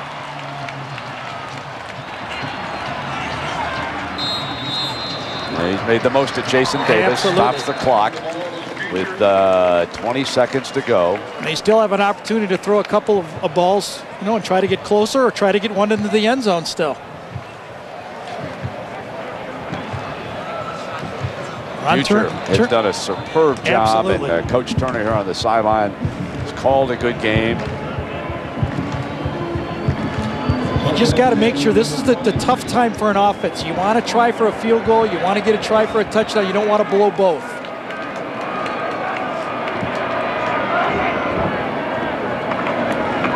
Butcher, incomplete. The receiver, Jones, was slipping on the play, covered by Hall. Butcher got hit, and he was lucky to get rid of that ball that time. Did a good job just to get rid of it and not take a sack on the play because he was getting pressured the whole time coming from the outside. I think it was Lawrence Reed who was putting the pressure on him that time. Number 42, I think Reed gets inside, basically dodges the fullback's block and actually hits him and then gets hit again inside. Double whammy, both linebackers that time, McClintock and Reed. What's interesting is that Marlon Jackson is not in the game for Michigan. Curry is over on that corner with Hall. And Butcher works against Curry, goes fade deep, Jones down, no flag over there. A well-thrown ball could have been a touchdown there. Marcus Curry, who has been benched, won his job, lost his job, gets beat to the outside. If this ball's on target, you see it. Layout that time by Marcus Curry. He goes with the ankles, and he turns around and says, I'm happy. I got away with it.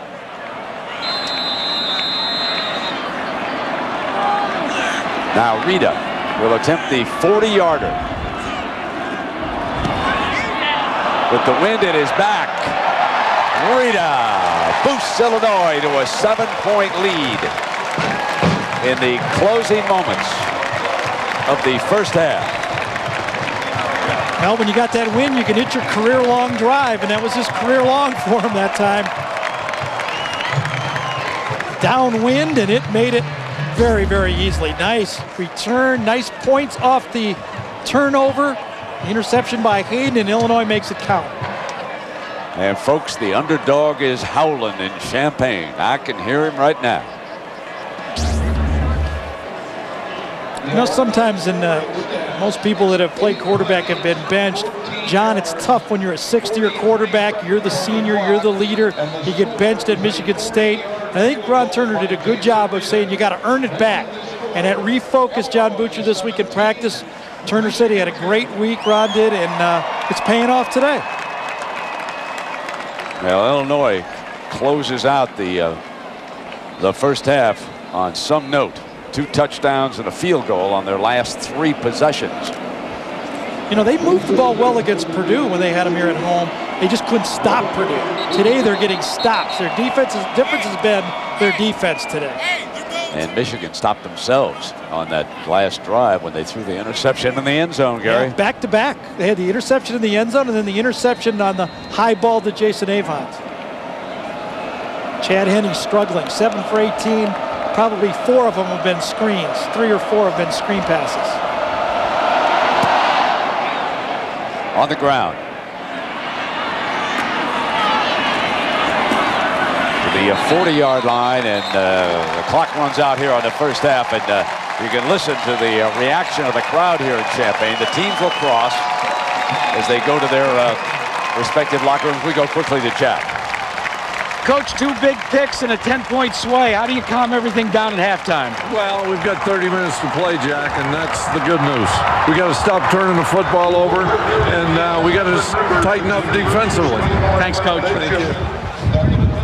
And ABC Sports presentation of college football will return after this message and a word from our ABC station. Welcome back to the Valvoline Halftime Show. Touchdown run by Thomas here, part of a 17-10 lead. Illinois surprising Michigan right now. John Saunders, Greg James, and Aaron Taylor for you here. And let's get on to the scores and highlights. Oklahoma, you had to wonder how they would come back after such an intense victory against Texas. They shut them out, but it was still their big rival, and they had to face Kansas State, a team that beat them badly last year. And quarterback Dylan Meyer had a great day, 38 yards to figures. You know, Dylan Meyer is the reason they have not played well this year. He's not been around. He's throwing the football. They're doing great. Sproul's not involved, but man, K-State's got their number right now. But Jason White won the Heisman last year, and it wasn't for no reason. Travis Wilson, he's found him twice for touchdowns. Oklahoma's added a field goal and lead 17-14. Oklahoma not playing very well after that big win on Texas, but the running game, which they had so much success last week, not get it done. Look at Adrian Peterson. You know what? This is remarkable considering how hard and well he ran last week. Jason White's carrying Oklahoma's offense right now. Peterson about 250 yards last week. As a freshman, you start to wonder. He starts to hear talk about the Heisman Trophy. People like you and me mention that. Does he get it inside his head a little early and then come out with a gap against Kansas State? I'm blaming you. No, John's going to go ahead and start putting you. Let me tell you what. If Peterson has any chance at all for the Heisman, Saunders is going to have to get on his bandwagon. He's a good football player, but this is just, again, evidence and proof that you have to have a great quarterback to win a national championship, because you will have a defense who can get up there and stop the running game. Peterson being stopped right now, but Jason White is carrying the football team. He's carrying the football team because Kansas State is loading the box. Okay, we all know Adrian Peterson is good, but you can't run the ball when you got 12 defenders up there on the ball, which is what Kansas State's doing. Let Jason White play. Simple. He is playing. This thing goes on week to week. Who remembers exactly who it was who was pushing certain people? I do remember this, though. I like Georgia to get to the championship game, and then they lost to Tennessee. Thomas Brown here against Vanderbilt. 12-yard run as they can't hold him down into the end zone. And then David Green, who struggled last week, goes 2 yards here. Georgia has a 14-0 lead. Then a safety added to that. Looks like Georgia has bounced back. Well, maybe they bounced back, but again, a very disappointing loss last week. You know, it's just one of those deals where Georgia does it and they don't do it. It's the roller coaster season like they had last year. 16-3 is the lead, and Danny Ware, the young running back, with 12 carries for 74 yards. Minnesota against Michigan State. Minnesota was supposed to contend this year in the Big Ten. Then they lost to Michigan last week, and they get the Spartans this week. Drew Stanton, 25 yards to Eric Knott. They would hook up twice in a 14-0 lead, and Jason Teague goes 43 yards on this carry. Oh, where has my defense gone? Oh, where can they be? Are we watching deja vu what Minnesota did last year, getting beat by Michigan and struggling coming out the very next week, losing to Michigan State? It appears so. And their defense, look at this, giving up 31 points at halftime. Drew Stanton with 2 touchdown passes. Capito has a touchdown pass for Minnesota, but again, where is the defense, as the man was singing? You know what? Usually when a team has such a good ground game within their own locker room and they go against each other in spring training, they get a little bit better and they see each other a little bit in practice, you'd think the defense would be tougher. But, man, Minnesota's defense, again, they're just letting them down. They did it against Michigan in the fourth quarter last week. They fell apart and they lost the game, and they're carrying it over again in this one. And there's nothing more demoralizing than Michigan State getting out there and not being able, or excuse me, the Minnesota defense not being able to stop the run. When somebody lines up and is just shoving it down your throat and you're a player and you can't stop them, there is nothing worse than that. So believe them, at halftime, they have to do something, come out, have a big second half, or otherwise these wheels are falling off that bus, boys. Yeah, hangover from last week without the question there. Middle Tennessee State against Florida. The Gators trying to save Ron Zook's job. Chris Leak, 62 yards to Andre Caldwell as Florida builds an early big lead. Yeah, this was a nail-biter here, John. I didn't know who to take on it. Chris Leak with a pair of touchdown passes. Sean Wynn has 2 on the ground as they're blowing them out. Notre Dame and Navy. We got the guy from the Irish on my left over here. Marcus Wilson will go 33 yards on the touchdown run. Navy was unbeaten coming into this game. They're not going to remain that way. No, they are not. They're not, because Notre Dame's able to run the football. I take my hat off to the midshipmen. They play us tough every single year, but in the end, their lack of size gets them beat. Ryan Grant here. What's with this us stuff, Fred? You know what? I mean, look at these unbiased, teams. Unbiased. I mean, come on, man. What's Notre Dame? They're supposed to be out there even bigger than that right now. 17-0 is the lead there. Let's go back to our game. Michigan has Minnesota on one end, and they have Purdue on the other end. They have Illinois in between, which is supposed to be the easy one. Are they looking past them? Well, I don't know about that, and your guy needs to come on now. Yeah, Braylon Edwards has 1 catch in this game for 1 big yard, and that's why Chad Henne's struggling. Really, when you talk about it, this is a Michigan offense that is dependent on Braylon Edwards coming through and catching the ball, although the young man who's learning the football heart's not doing too bad. He's got over 100 yards. You got to keep pounding and running the ball. One of the hardest things to do as a college football player is to consistently play week in and week out. Michigan not showing that they're doing that right now, guys. As a result, the Illini with a 7-point lead at halftime. Second half still to come. More of the Valvoline Halftime Show coming up. We'll look at all the unbeatens around the country who we like to get to the championship.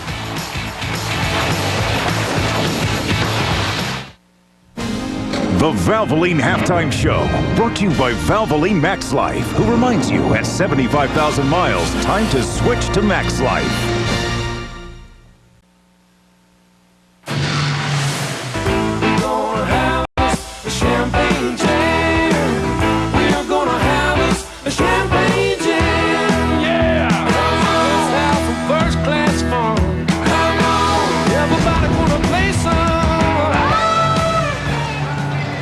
A shocker at the half. Illinois is up 7, and something, Gary, that is really out of whack. Well, Braylon Edwards is the key to this offense. He's the pressure point, and today Illinois has done a great job. A number of different things have happened. Only 1 reception for 1 yard. They've been on him tight. You know, whether it's been a good defensive play, a drop pass, or when he does catch one of those short passes, they've been right on him to tackle him. Of course, the other time, Michigan stopped themselves. He catches a touchdown pass. and they get a holding penalty on a touchdown. Now Michigan will get the ball here to start the second half. All right, they'll move into the wind. And that means that Illinois will get the wind at their back in the fourth quarter. Although we should point out that Jack Arudis told us it's really swirling down in the field right now. No, Michigan will have the ball with the wind at the fourth quarter. So Illinois had the choice. They could have taken it in the third or the fourth. They've elected to take it in the third. It's debatable, because you don't know if the wind's going to change late in the game. And Ron Turner says, hey, let's kick with the wind. Let's kick it out of the end zone and play defense. Exactly. So we settle in here with the breeze already having blown the ball off the tee. I think Michigan, even though they're able to run the ball, and Henny's struggling, I think they need to throw more. Their players, their skilled players are at receiver. They need to throw the football. Michigan has run 22 times and thrown 18, although we should point out that the freshman seems to be struggling a little bit with the throwing game here. Not a very good kick. So the wind swirling rather than at their back as Preston comes upfield to the 35-yard line, and things are changing a little bit here at Memorial Stadium. And now it's time for the Pacific Life game summary. The turnovers, Michigan 2 interceptions, Illinois 1, and Gary, turnovers have really plagued the Wolverines this season. They were bad all year, but look at this. 4 for 10. Remember, Illinois said they wanted to win 60% on third down. They're doing that right now. 60% of the time, they're beating Michigan on third down. Chad Henne hands to Hart to the 41-yard line. And Jack, what's our situation down there with the Illini and Coach Turner? Well, it was a very good locker room for Ron Turner and the Fighting Illini. He talked to all of his players. He said, guys, remain loose. Play the next 30 minutes like you did the last 30 minutes. And then just before he went out, he reminded them of that Tim McGraw song, and he said, hey, guys, how bad do you want it? Update on the wind, guys. It is indeed swirling, but it's still prevalent, more so than not, with the wind at the back of the Michigan Wolverines right now. And here is Hart, which of course means that if it is at the back of the Wolverines, that it's coming a little bit from right to left, which was certainly not the case. And it is hard to tell if the flags across the stadium, across the way, are swirling. The American flag, it has swirled so much, has wrapped itself around the pole. And so wind, I don't think it's going to matter which way you're going here. The wind is going to be a huge factor. 25 miles an hour was measured at early on, swirling at 35 miles an hour. Michigan down 7 now with a 3rd and 1. And Hart to the 47-yard line for the first down. Well, Michael Hart has been as advertised today. Run the ball. He's already got 119, 20 yards in the football game. Good first down coming out. Michigan wants to score and get this back to a tie game. Keep the crowd out of it. Illinois just got out of the locker room. They're feeling good about themselves. Michigan puts points on the board. Here is Hart to the middle. Twists to midfield that time for about 3 yards, and Sinclair makes another stop. Sinclair's been very active, Gary. He has been. This is the type of game when Michigan's running the ball between the tackles that Matt Sinclair is really at his best. It's those spread out teams. Michigan State, Northwestern, Purdue, where Matt Sinclair's kind of a little bit of fish out of water. But this game, he's looking forward to this game because he knows there's going to be a little smash mouth football at him. It looks like Lloyd Carr and the Wolverine coaches have decided that with the weather conditions to try and saddle up and see if they can mount a running game right at them. Although this time Henne hit on the release high, Preston out of bounds, far side, and this will be 3rd and fairly long coming up here for the Wolverines as Henne was under pressure that time from Gawalik, that was linebacker. A bust by the Michigan offensive line as you look at Michigan's last 4 drives and why they are in a battle here to remain undefeated in the Big Ten. Remember, as Brent said in the open, Illinois has not won a Big Ten game, 11 straight losses in the Big Ten. 3rd down. five-man front and a three-man rush, and Henney against it, fires complete to Avant across the 40-yard line for the first down that time. Yeah, I like what they have to do here. And listen, when you got Breston, Avant, and Edwards, Ecker and Massacoy catching the ball, it's just, for me, hard to just try to play a run-it-out, grind-it-out game. Edwards going to come across here, get a lot of attention, and then to the outside, you get an easy throw. Great read. Watch inside, crowded inside, throw the ball outside. That's a nice stretch and a real good throw by Chad Henne. Braylon Edwards, and that's too many men in the huddle. Yep. Gonzalez was already in the huddle. Braylon Edwards came in late. Whitvote, the referee, saw that they had 12 men in there, threw the yellow flag, and that is a costly 5 yards against the Wolverines. Nothing really anyone could do. Once you get 12 in there, there's no way you can get out from that penalty. It's a missed substitution from the sideline, and it cost them. Now Avant returns to the lineup, and Tab will come out. Dudley is also out of this set for Michigan. The Illinois linebackers have been putting pressure on Chad Henne with their inside blitzes. Michigan's offensive line has been missing. Here's that diamond formation. Here's the 4-down lineman look from Illinois. They come off the 3, the end around, and Hart, I should say a reverse, as they brought Hart from the right side around that time, and nothing much doing against the Illinois defense. If there is any unit, Gary, that has played above itself here today, I would say it is Mallory's defensive team. Absolutely. They're second, they're 10th in the Big Ten, only ahead of Indiana, giving up 434 yards a game. And so far, they're keeping their team in with turnovers, rushing the quarterback, and forcing some bad throws. Second and long, Avant and Edwards are off to the right. Edwards is the slot man. Gonzalez now comes in motion. And Henne looking underneath. Hart on the quick screen. Looks for an alley outside, and he is run out of bounds at the 31-yard line on that far side. So third down coming up again. Justin Harrison, who intercepted one of the 2 balls in the first half, pushes him out of bounds. Another nice call by Terry Malone in Michigan. Passing situation, remember, no matter how well Chad Henne has played, he's still a freshman. It's a Big Ten defense. Calls a very safe screen pass and picks up now 3rd and medium where they can do anything. Need 4 for the first down.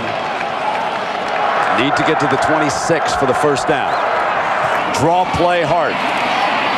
Battles, struggles, reaches out, and may have gotten it with that second effort, and did. What a tough freshman. You remember Cheese Keys, spread it out and run. That's exactly what Michigan likes to do. Receivers all over the field. Illinois is thinking pass, spread the field, and run the ball in a little simple draw play, and have Hart fall forward for the first down. Avant to the right, Edwards to the left. Dudley back in as the fullback. Ecker the tight end. Here comes Hart. Thrown down for a loss of a yard, and the young man's got talent, Jack. Well, Brent, he says he has talent, as you say, but he also says that he's still learning. One of the things that he wants to try and improve upon is his leg strength. And he says that what he does is when he hits that first hole, when the first tackler grabs him, he tries to churn his legs even harder. And he says he has to use a little bit of a mental image. He keeps saying to himself, just keep hitting it, keep churning, keep churning, keep churning. He's been doing a lot of churning today. If ever there was a time to find number 1, it's now. 2nd down and 10. Edwards slotted to the left side of this formation. Now Hart goes out as a wide receiver far to the right, leaving Dudley as the protector. And they run Dudley out of the formation. Didn't completely fool the Illini. He got past the defensive front, but not the linebackers, and now it's 3rd and long again. Gawlik's having a good football game. Middle linebacker for Illinois that time. It was a trap inside. Michigan was going to try to get it with a quick hitter inside. Number 45 just stuffed that play to make it 3rd and long. Here is a big play for the Wolverines, and Breston brings it in from the sideline. And the key for Illini, remember, 3rd down. Can they get a stop right here? And the Illini defense, 7 of 13 Michigan is on 3rd downs. Here it comes again. Henne has time, fires, and at the 20-yard line, short of the first down. Big 3rd down stop by the Illini that time.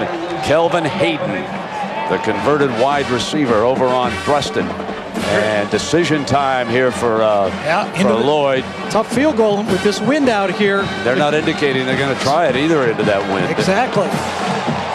Now the flag is swirled back into their face completely. They're going to have to go for it. First down is at the 15-yard line.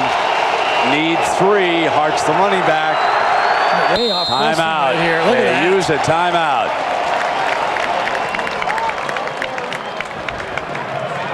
Fourth down coming up.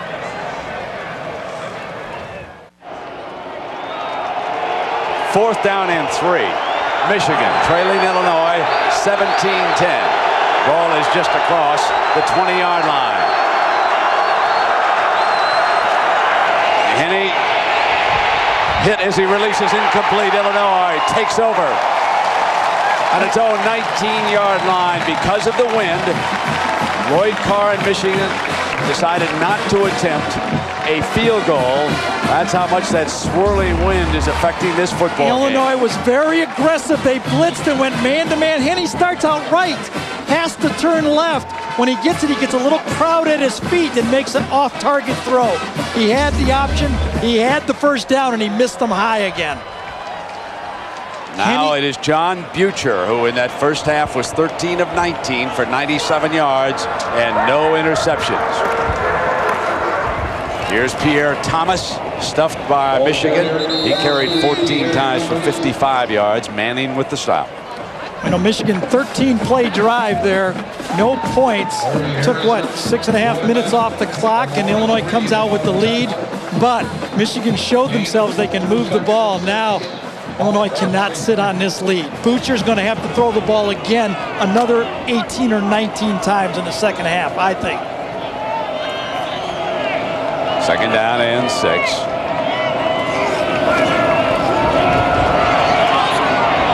Receiver went down at the 40-yard line. Jones looking for the flag. Jackson, the defender, was all over him that time, and it was a clean, outstanding defense. Time permitting, of course, we'll have the Thrifty Carmelo postgame report with John, Craig, and Aaron. Stay tuned. Highlights and analysis, and there are some underdogs howling around the country here this afternoon. No louder than right here in Champaign is Ernest Shazer, the defensive player of the week a week ago, coming up with 10 tackles and a forced fumble here on the first snap of the game by Illinois. Right after the opening kickoff, led to a field goal. Now on third down. Butcher with the split backs. Fires a bad one, picked off at the 20, 15. McClintock out of bounds inside the 10-yard line, and Butcher serves up his first pick of the day, and the Wolverines with a golden opportunity. Scott McClintock, number 36, is a linebacker. He bluffs in the line of scrimmage like he's going to blitz, and he backs off right into the throwing lane. By the way, Purdue, get ready for that. That's the exact offense that, the exact defense that Michigan has been so good against the spread offense of Purdue. The linebackers sugar in, back off, quarterback never sees them, easy interception. Now the Wolverines looking for the tying score. Hart's the running back. Behind Dudley, steps outside, 5, dives for the pylon, out of bounds. Going to be marked at about the 1-yard line, where it will be second down and goal as Hart gave it up, going for the pylon. Take a look at it. Kelvin Hayden, number 6, thought Braylon Edwards held him right there. Did he? Getting to the outside, you can see it never gets unlocked on the play, and almost Hart gets the football on the pylon. Hayden was irate that it was holding on the play, but not enough. Hayden goes, you know, when I held on offense like that, they used to always call him.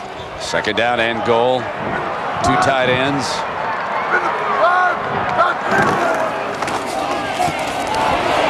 Henney keeps it, rolls, touchdown Ecker on the roll, coming around. Tyler Ecker, last week's hero against Minnesota, puts the Wolverines on the scoreboard after the interception by McClintock, and now they are an extra point away, and nothing is automatic. Nothing is automatic with the wind blowing. Let me tell you that right now. Michigan doesn't have enough guys out there for the extra point team. A huge mistake by the Wolverines here in this situation. Still have time. Yeah, they had plenty of time. They picked it up on that sideline and got their player out there quickly, and now Rivas missed it. Misses the extra point. Like I told you, nothing was automatic in this wind here today. It was Kevin Dudley that was the 11th guy out there. I don't know if he was substituting for somebody. Let's go back to the touchdown. Play action pass right up the middle behind Hart. Illinois has to sell out. Ecker goes down on one knee, gets up. Good throw from Henne, and then a little bit out of sync, and Rivas missed the extra point. The wind continues to be a factor here in Champaign. ABC Sports presentation of college football now is brought to you by Nissan. Everything we touch, we shift, and everything we shift, we try to make better. And the Home Depot. You can do it, we can help. There is the engineering campus here in Champaign. Their library, and Braylon Edwards receiving a little tape job on that far sideline over there. Still trying to get on track. The physical Illinois corners doing a good job on him so far in this game. He made a terrific touchdown catch that was called back in the first half. That's been his big highlight of the game. With Nienberg has the ball on the tee. This one's going to be fielded at the 10 by Thomas. Runs into his own man, bounces off of him, got daylight, 40, 45. The dangerous return man brings it out, and Butcher and the Illini with field position. Now here's the comparison. Turnovers have plagued both of our quarterbacks now after Butcher threw that interception a short time ago. But Chad Henne has thrown 2 picks, both sitting on 97 yards with a touchdown apiece. Well, the yards have been tough because of the weather. John was off to a great start. Chad Henne struggled, but that last drive, the opening drive of the second half by Chad Henne, got him back into his rhythm. And it looks like, with that finish he had last week against Minnesota, you have to trust that Henne will come through in the football game here in Michigan. DeJuan Warren in as a receiver.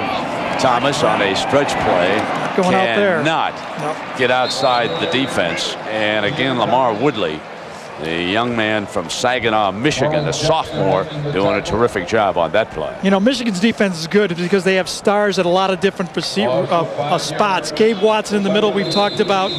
Emerging very quickly right here is Lamar Woodley, number 56. Michael Jackson right there. Shazor's emerging. They got stars in the secondary, linebacker, safety, and the defensive line. Second down and 15.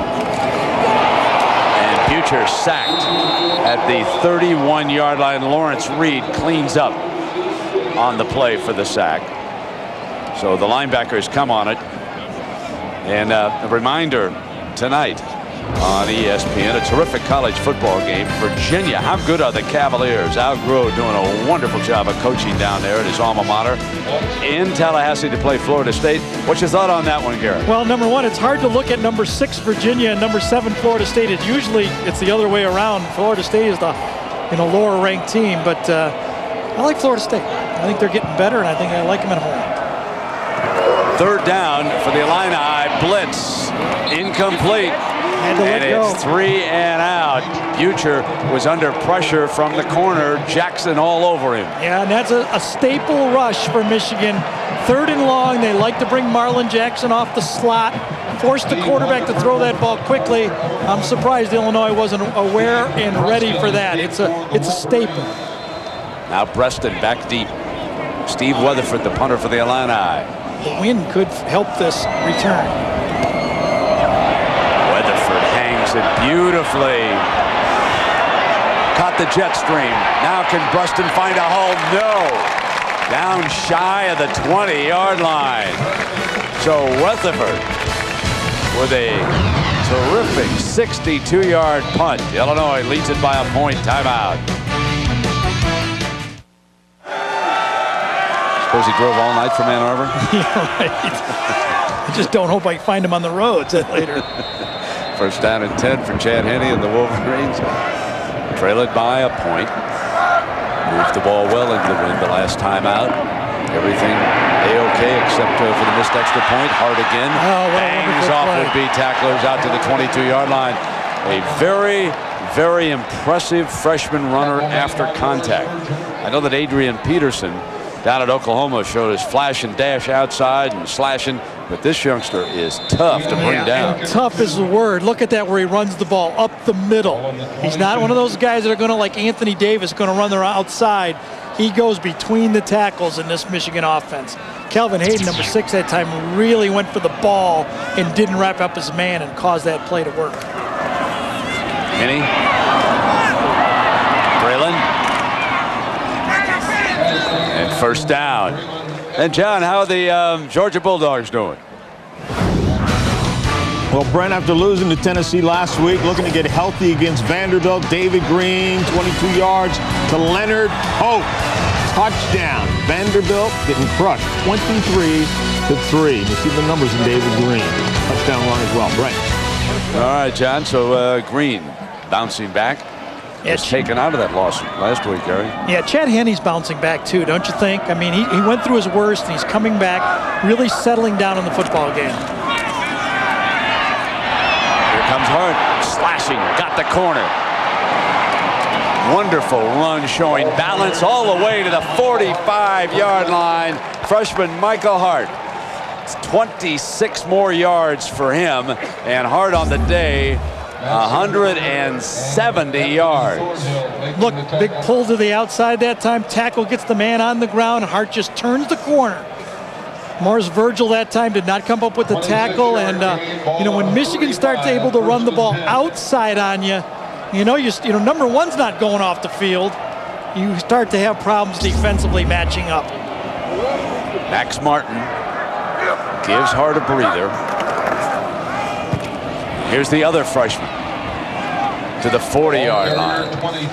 There are several outstanding freshmen making an impact, but when you think about it, perhaps none bigger than these 4. I just mentioned Adrian Peterson and Michael and Chad Henne we've been talking about all day. Eric Ainge down at Tennessee. John talked about that victory by the Volunteers.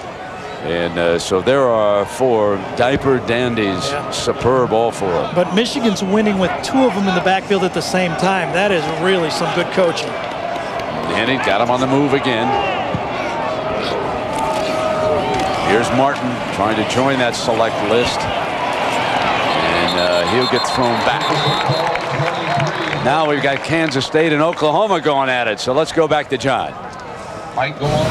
Brent, could it be 2 years in a row for Kansas State against Oklahoma? Jason White is picked off by Brandon Archer, who sees nothing but the end zone, 27 yards, and Kansas State has regained the lead, 21-17.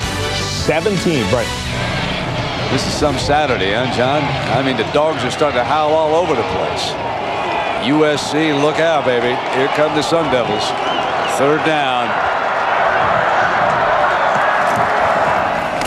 Here's Hart back in the lineup. Got the first down. Crosses 30, 20. Still battling for the end zone and out of bounds as Justin Harrison finally takes down the gutty freshman runner. Man, is he impressive. Watch Matt Lentz pull number 67 and get around and get this block. This is what allows it. You get the guy out there, he's going to get the chop block, and look at that turn to the outside now. Cleans it up. Linebacker's on the ground that time. Hart runs inside. Number 20, Morris Virgil, who misses another tackle, and Hart gets it down the sideline. 200 yards rushing for Michael Hart. First and goal. Here's Hart. Stopped at the line of scrimmage, and it'll be 2nd down and a goal as Mike Maloney, the senior defensive tackle from Joliet Catholic, is in there on that one. Well, Illinois' football team came in the 10th rated Big Ten defense against the run. And so far in this football game, Michigan is making them pay. 214 yards rushing in the game already with another full quarter to go. Dudley's the fullback. Offset to the left. Behind Ecker. One-on-one to the bottom here. And Henney looks in that direction. Goes for Edwards up in the air. Jump ball. Incomplete. And there is a penalty flag. Yeah, the back judge called it. There was one judge right there. Official didn't call it, and the back judge came running in and called the play on Hayden.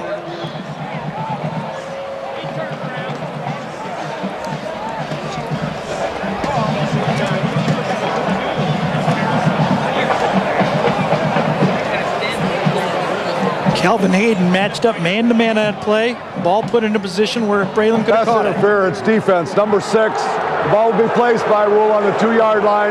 Automatic first down. Fade pass to the outside. You like your opportunities if you're Michigan right here. Ball's in the air, only one guy's seen it.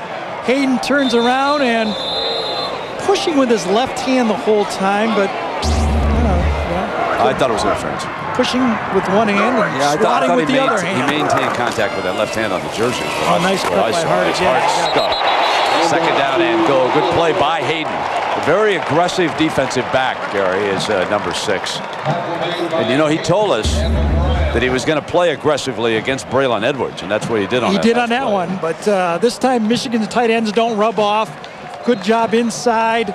Mike O'Brien is helping on the tackle, and Hayden comes up and clean up, and Michigan again from the 3-yard line, lost the yard. Second down and goal.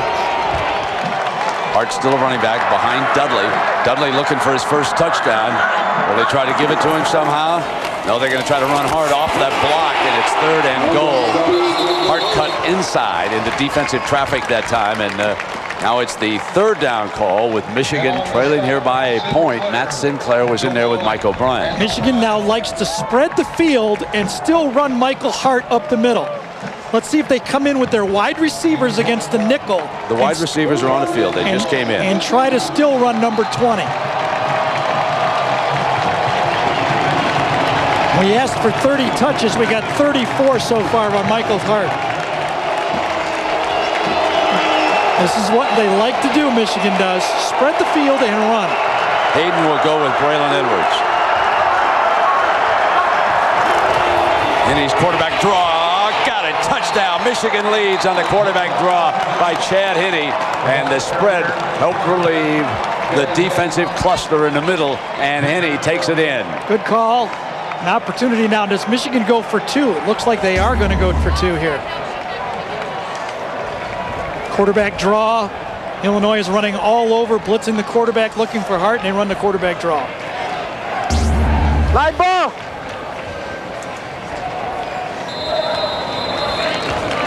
Five-point game. Of course, you get 2, you're up by 7. Michigan dominating going into the wind here. That is huge as we look ahead to the 4th quarter.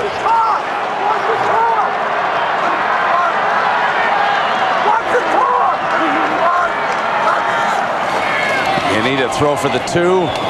Knocked down. Incomplete. Ecker, the intended receiver. Braylon Edwards put his hands over his face because he was wide open on the play. Edwards is going to go over here and come right in the middle. Watch how open he is right there. Goes to the outside, shoots inside, and he's wide open on an easy little slant pass, but then he forces it over the middle, and Virgil gets the knockdown. Edwards, as you can see, runs right underneath Hayden, and he goes, oh, I could have had an easy one right there. Look for number 1. So Michigan up by 5, 54 seconds remaining here in the 3rd quarter. And a reminder, of course, this is the first game of our doubleheader. And those of you in the Midwest, you'll be watching the Buckeyes trying to snap their 2-game losing streak. They will be in Iowa City taking on the Hawkeyes. And those of you watching on the satellite and game plan, they're going to be down in Austin, Maryland, and of course Arizona State at USC. But most of you here in the Midwest, Ohio State, Iowa is next. The Buckeyes a slight favorite going into Iowa City, having lost 2 in a row. And now the Illini did not take advantage of the situation here in the 3rd quarter. Turner knows he'll have his hands full in the 4th. Chad Henne and the Wolverines extremely efficient going into the wind.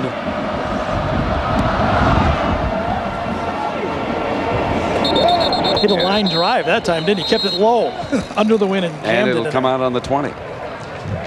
Well, can Illinois now find that little dink and dunk West Coast offense that kept Michigan off balance in the first half? Finding the fullback, running the ball just enough, keeping them off balance. So far, when they've had to throw the ball or Illinois has had to run the ball, Michigan has been able to stop them. It's been when they kept them off balance that they've been effective. What a difference here in the second half. You imagine Lloyd Carr and the Michigan coaches got on the Wolverines a little bit. Quit peeking down the road at Purdue and start concentrating on the Illini. Butcher bootlegging on the run, has to throw it, incomplete. Throw it away. He was being chased by Pat Massey, the senior from Brecksville, Ohio. Oh, nice job by the Michigan linebackers that time, finding the fullback and the tight end. Butcher, the same play where they slipped the fullback into the flat in the first half. This time Michigan says, we're finding our guys, nowhere to throw. John had to throw that football away. Michigan starting to key in on their reads in the second half.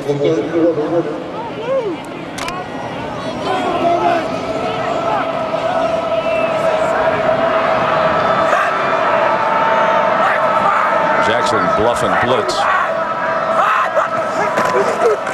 And he coming over on the run, helping out on the tackle. It was interesting to watch Jackson over here. He came off the wide man. The wide receiver read it that he was going to come over on that side. They have moved Jackson around in that secondary. He's gone on the slot receiver. He's played both corners here today. He's been very active in that secondary for the Wolverines. Third and long. Michigan got a good stop on first down that time, and that's what's really kept the Illini behind the chains. Now the nickel package is in. And Marcus Curry showing bump and run on the left. The Illini without a breakaway wide receiver, and it is starting to impact them as the throw is high, intended for Jones, and Curry was over on him, and Jones is complaining again over there. And that was one of the tentative throws by John Butcher there. His arm motion was very slow. He wasn't quick and authoritative, and that's why that ball sailed on him. Started to aim that football a bit after the interception. So the Wolverines dominate the third quarter. That's your storyline here, trailing at the half. Their only problem was in the extra point category. Missing one, they try for two on the second one. Don't get it. Preston runs it down at the 15-yard line. Slips a tackle, and he is down at the 22 as the third quarter comes to an end.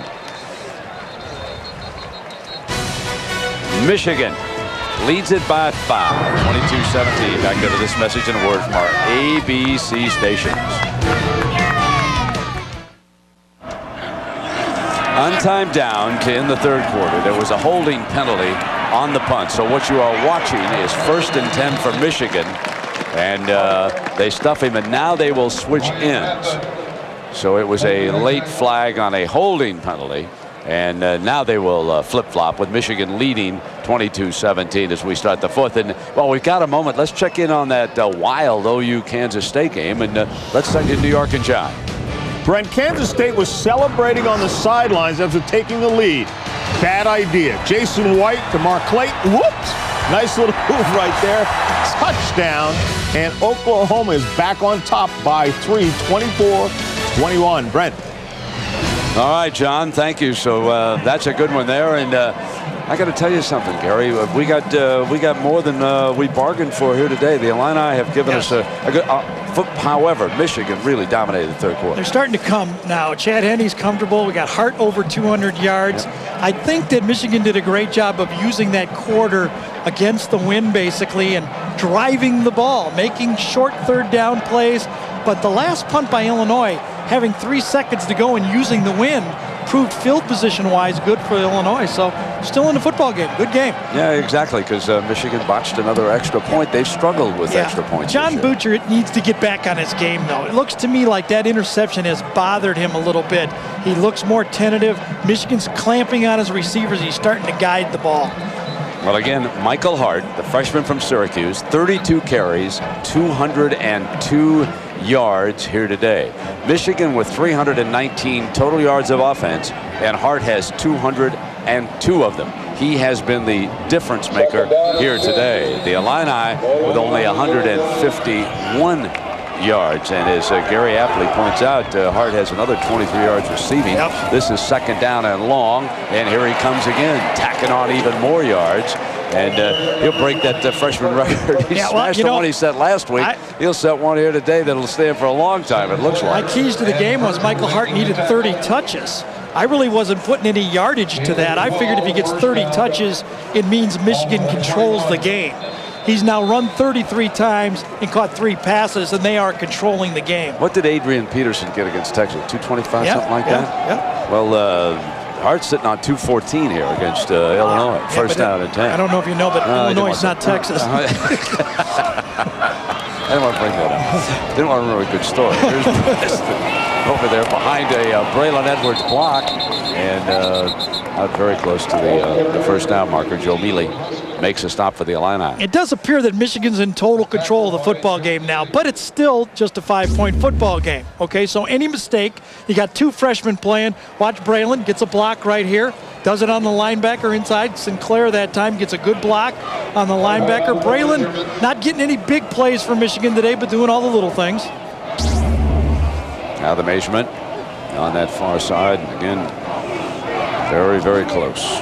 Michigan has turned control of this game by controlling 3rd down. They're now 9 for 16. The stat that Illinois worried about is the one that's coming back to haunt them. In the 3rd quarter, they were 5 for 6 on 3rd down. And here are the offensive leaders for the Wolverines. Avant today is the leader in the receiving category because Edwards has been limited to 2 catches for 8 yards. We've told you the Hart story and the Henney story. The diaper dandies. A waste down here, 2nd and short. Would you go deep one time? Bobbles the snap. And somehow Hart was still able to get the handoff from Henney, so the 2 freshmen save a disaster and pick up a first down. Yeah, there was almost something in those diapers that time. The diaper dandies. Drops it. Whoa! There we go. We got it going. First down and 10 at the 34-yard line.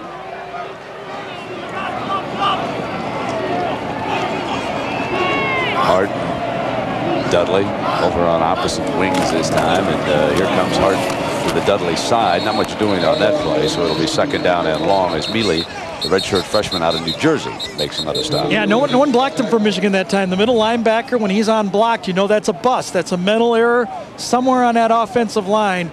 Someone did not account for the middle linebacker as Gowalik gets a rest, and Mealy makes the tackle. Well, a reminder that at the end of the game, we'll select a Chevrolet player of the game from each team, and Chevrolet will make a $1,000 contribution to each university's general scholarship fund. And tomorrow, 12:30 Eastern, catch the IndyCar Series finale, the Chevy 500, right here on ABC Sports. Rimbert replaces Hart as the running back. Play fake blocks. Good block by Rimbert. Here's Braylon Edwards, 3rd catch of the game. First down, Michigan at the 46-yard line. Good block by Pierre Rimbert that day on that play, and a look at the Big Ten today. Of course, the unbeatens, Wisconsin and Purdue, are on ESPN2. Following our games, Ohio State and Iowa. 3 teams idle today in the conference. You see how Michigan's getting control of this game, making first downs. Illinois a zip so far. Martin stretches. 5-yard run for Max Martin from Alabama, and Thornhill with the stop for Illinois. You know what's real interesting? 5-point game here, Brent. And what if Martin or Rimbert lays one on the ground? We're all going to second guess. Why don't you have Hart in there? But you got to keep your tailbacks fresh throughout a game. It's part of the risk of playing football. One guy can't carry the ball every play, and the backups have to come through once in a while for you. 2nd down and 5.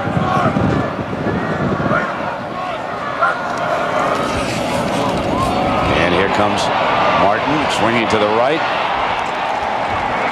And Martin with a first down at the 37-yard line following the Dudley block, and it was a beauty. Kevin Dudley was looking inside. He read it. Nothing showed. Watch him right here. He wants to come up. He sees nothing, and he turns out and gets the block. Comes up.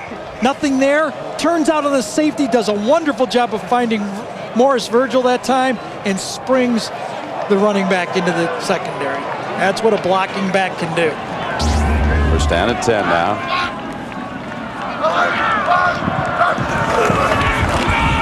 Here's Martin, big hole on the left side.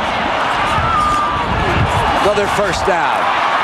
And out of bounds inside the 20 at the 16-yard line for Max Martin. Braylon Edwards got a key block downfield to really spring that into another 10 or 12 yards to the outside. Michigan's offensive line controlling the line of scrimmage. Now watch Braylon downfield. One-on-one coverage outside. Hayden sees nothing. Now ball breaks out. Now watch Braylon come back and get the block out of Hayden and spring another 12 yards out of that play. Hart back on the field. And Olivo is the fullback. The junior from Maryland is set in front of him. Here's Hart again to the 13-yard line. He's over 220 yards now. I'll tell you this, it was a 10-play drive, and Michigan has run the ball 9 plays. Only the pass over the middle to Braylon Edwards is the only pass of this drive, as it looks like those accumulation of first downs has taken the starch out of this Illini defense. Michigan has now run the ball 49 times and passed 26. Make it 50. And Hart, the difference maker, across the 10-yard line, closing in on 230 yards rushing. Thornhill, in on the tackle. Gain of 4 yards. The work of the offensive line. Stenovich, Riley, Boss, Lenz, and Jake Long has opened this game up. The offensive line has taken control of this football game. They've moved into the wind and with it. And Michigan put 500-plus yards last week against Minnesota, and they continue this game. They're now over 400 yards against Illinois. Here's Hart again, stretching right. Run out of bounds at the 7-yard line that time. This is going to be very close, and remember, it's a 5-point game. If it's close and not a first down, a field goal makes it an 8-point game. Well, time permitting, the Thrifty Carvana postgame report. John, Craig, and Aaron, stay tuned for highlights and analysis from today's matchups. It is 4th down, and it appears that Lloyd is going to go for it. Well, having trouble with extra points, and remember the one field goal earlier today by Lloyd ricocheted off the upright. Take a timeout though and talk about it. New rule this year: the coaches can call them themselves. So we'll take a break. 4th down and less than a yard. Here comes Michael Hart with 228 yards, and the man in front of him is nicknamed Dog, number 32, Dudley. Has never scored a touchdown for the Wolverines. Remember, 20 as a senior in high school in Indiana. He could be the lead man here for Hart. And it'll be Henney straight ahead for the first down. And now, you know, we talk about Dudley and will they get him a touchdown? And Gary asked Coach Carr, Lloyd, what about getting Kevin Dudley a Michigan touchdown?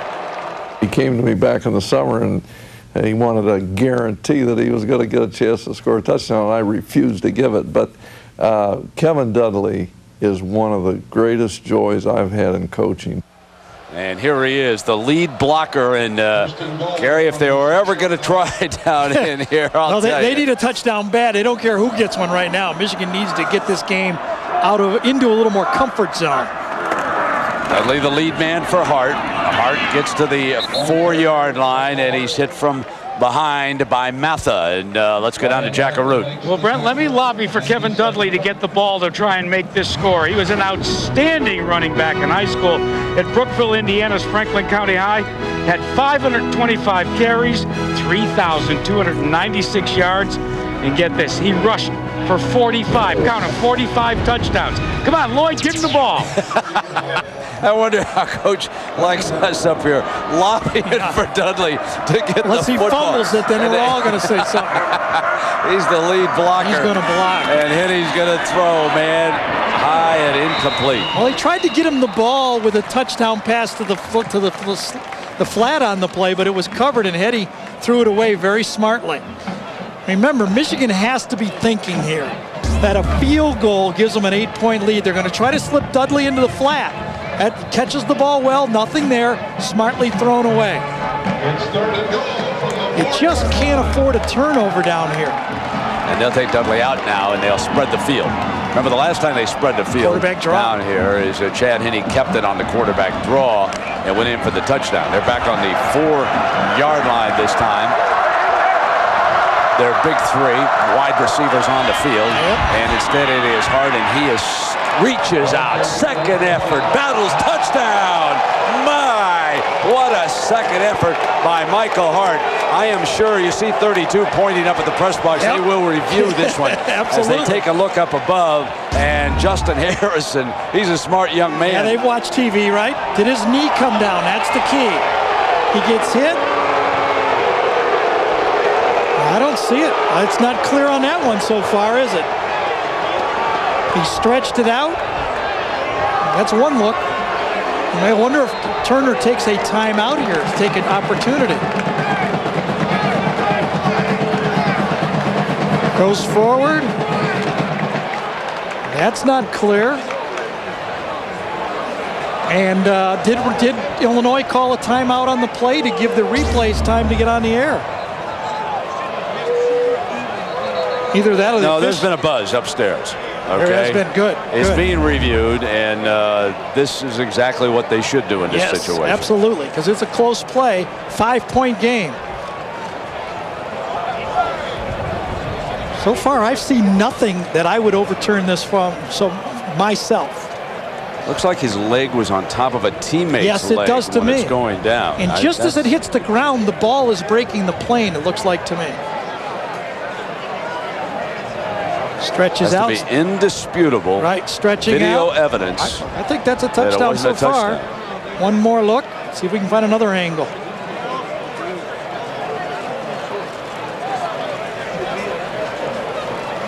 Hit, knocked, rocked. Does any knee? Keep watching those knees. Keeps churning, just as Jack said. Gets over, and he stretches out. I don't see anything so far of his knee going down. Of course, they got the flat screen in their booth. You know, it might be a little better on the flat screen.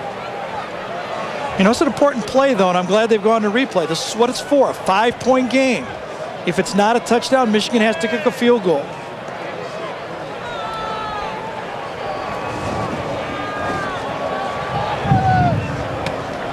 What a drive.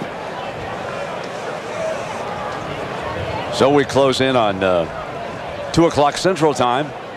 And the Michigan Wolverines, taking over in the third quarter, are waiting now the review of a play that was called a touchdown on the field. And here comes the referee.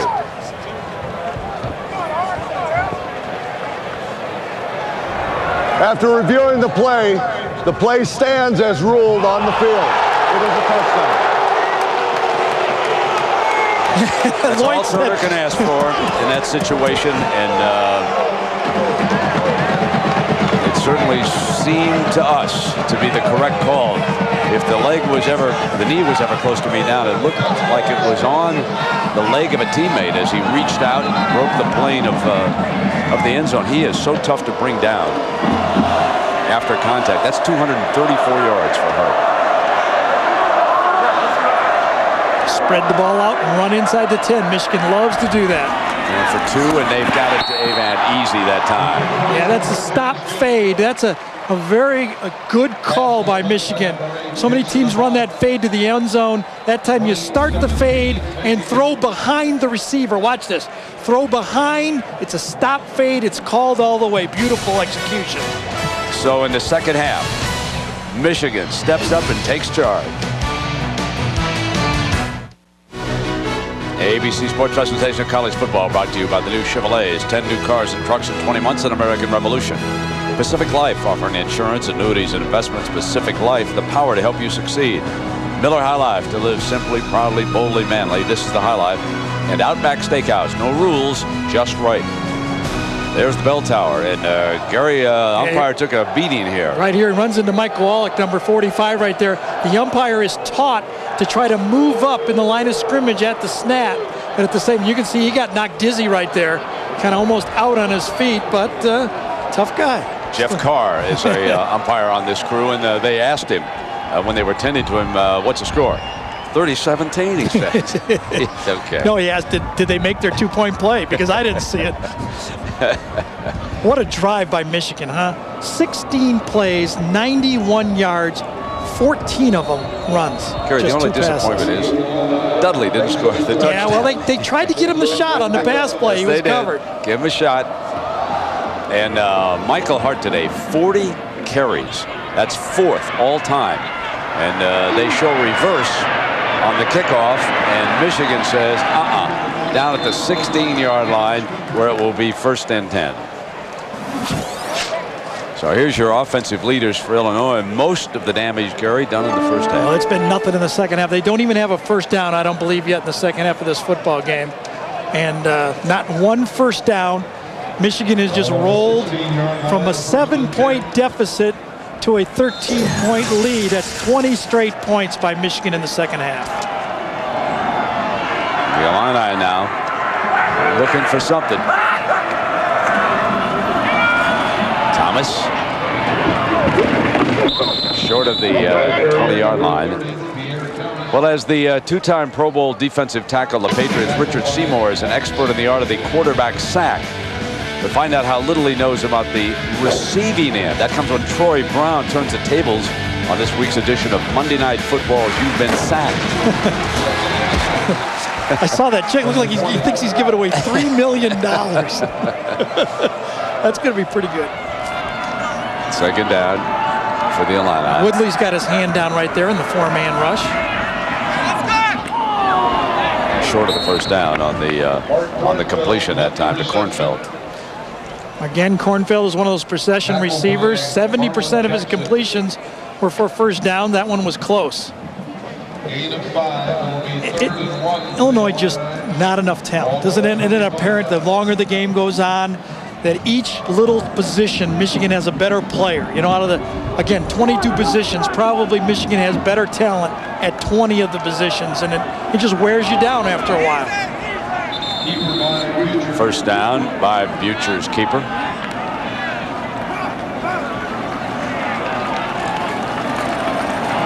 Well, they've lost their wide receivers. Adeyemo went out with a broken leg. He was their senior speedster. And there's just no threat on the outside. Kendrick Jones, who you see here, he's more of a possession type receiver. But Michigan showing bump and run on him again. They just press him at the line of scrimmage, make it very difficult for him to get off. And Butcher forced to go to the underneath game as he drops it off to Thomas, the running back, and that's a first down for the Illini. And let's check in on that Wolverine D with Jack. Well, you remember Lloyd Carr told me he wanted to see a better play from defense in the second half. Every Thursday, the defensive staff and the team gather in the defensive locker room, and they read this poem. And then they recite all together the final line from Rudyard Kipling's The Law of the Jungle. For the strength of the pack is the wolf, and the strength of the wolf is the pack. The idea is no one person stands out on Michigan's D. And that certainly has been the case here in the second half of this football game, Jack. And there they jam Thomas at that line of scrimmage. And can I add something to that? Oh, I knew you would have something to add. The strength of the wolf is the pack. Jack wasn't getting away with this. And the strength of the pack is the wolf, and the strength of the both is the recruiting coordinator around here. You agree? I like those guys in the striped helmets. They can run. Second down. I don't see any three-legged wolves out there. That's why. Here's Butcher. Going to lob one, and his wide receiver is being run off. That's interference. There seemed to be a little bit of question to that as Curry was running down the sideline. He interfered with him. You can cut him off if you're the defensive back, but you can't push him. Curry panicked earlier and got away with one on Kendrick Jones. This time he cuts him off and then uses his arm. Watch his arm twice there, gets a push, and this time, since the ball is being thrown there, it is an easy call for the back judge to make that play.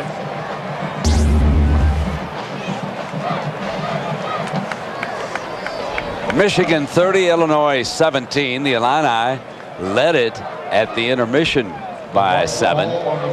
But in the third quarter, working against the wind, Michigan took over. Now the Illini, their best drive of the game, they've crossed, or I should say the second half, let me correct myself, crossed the 45-yard line, first down.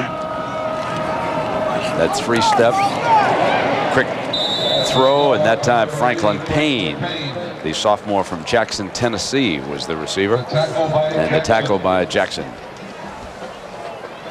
You don't want to use me to use my, this is the score that's the most deceptive score story. 30-17. Looks like a whitewash, but at 13 points. You score one time if you're Illinois, you're back in the football game. You know, you got the 30, it looks like game's over. We did those other games earlier. One score changes things quickly. Thomas, and this will be third and short coming up to the Illini. It's definitely four down territory. Yeah, absolutely. The rest of the game is 4 down territory for Illinois. Yeah, working into the wind, unless they had to go, Gary, for some sort of a dramatic field goal at the end of this game. But otherwise, you're exactly right. 4 down the rest of the game. And probably onside kick rest of the game, too. Yeah. 6 minutes to go. First things first, they need a first down here. 2 shots at it.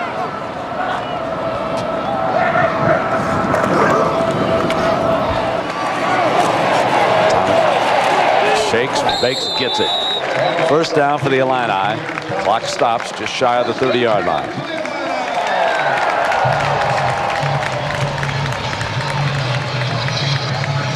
Now the Thrifty post-game report will be coming up, time permitting. John, Craig, and Aaron will have highlights for you. And then, of course, it's on to Ohio State, Iowa. Here in the Midwest, that's the second game of your doubleheader.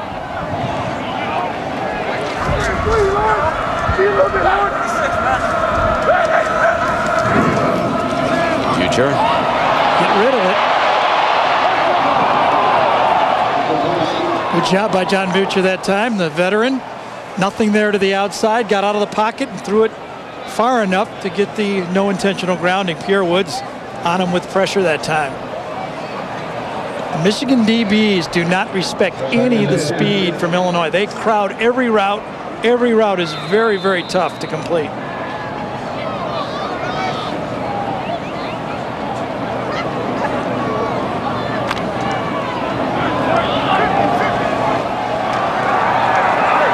Now Pierre Thomas flanks way out to the right. Got one-on-one against Curry. Got Jones again. Incomplete. And it's incomplete. Let's give Marcus Curry props on this one. He did a good job of cutting off Jones. Last time he pushed, this time he beats him to the spot. Watch him use his body and his legs. The ball goes deep, doesn't push, doesn't panic. Good coverage by Curry. 30-yard line will be 3rd and 10. So Marcus Curry lost his starting job. Back on the field with Jackson taking the slot man. Julius Curry, brother, wants a DB in Ann Arbor. 3rd down. Fires, picked up by Jackson. Jackson's got it at the 18, 25, looking for daylight on the far side. 45, midfield, and across midfield. And so one of the finest corners in the country, Marlon Jackson, the senior from Pennsylvania, shows you why he is a candidate for the Thorpe Award. What a slick return. He did not back up an inch from Mark Kornfeld that time. Kornfeld came up. Remember, he's the possession guy. The ball was thrown too far inside, and Marlon Jackson shows his athletic ability, grabbing it and then running over. That's play of the game for Marlon Jackson. The Wolverines have dominated the second half. Lack of respect for the speed at this receiver. Watch Marlon Jackson. Watch his back pedal here. Go ahead, watch his back. Go watch his back pedal. All right, well, he didn't back pedal. And he gets an interception on it. When you don't have speed in this league, those DBs squat on you, and you can get a lot of balls intercepted. To show you the respect, that's his first interception of the season. That's how frequently opponents throw away from number 3 when they're taking on Michigan. And now Max Martin starts to pound in. How about your keys here, Mr. G? Well, I thought that the way Michigan needed to win this game was spread the ball and run. They were effectively doing that down near the goal line, and Hart needed 30 touches. Boy, he came through. 43 touches today has been the dominant. And first half had those 2 interceptions, but second half, no turnovers. When Michigan, Brent, doesn't turn the ball over, they're tough to stop. It's going to be kind of interesting now because Lloyd Carr, among many, many things that I respect, is a very compassionate man. He knows how difficult the times are for Ron Turner right now. And he knows he has him by the throat, 30-17 with 4:42. And he's got Max Martin in there. And you're going to watch the draws and the delays. And Lloyd's going to work on that clock and try to run this game out right now. It's a long time to go. It's going to be difficult. And our look at a potential singular player of the week candidate from today's game. To vote, text player to 64444 or log on to ESPN.com as Michael Hart, 40 carries for 234 yards and a touchdown, 3 receptions, 23 yards. And coming into this football game, Michigan's longest rush of the year was for just 17 yards. Today they had one for 32. So you can see the difference. They were able to spring him to get those yards. Imagine that, Michigan coming into the, 7th game of the year, and the longest rush for the year, 17 yards. Hart's getting better. Now it's 4th down and short for Carr in the they got to punt the ball, don't they? They need to punt the ball. Wants to make absolutely certain here. Not time for Braylon Edwards to come in and do his flip yet, is it? Do you want the way he ended the, the victory formation? Minnesota game? Not time for that yet.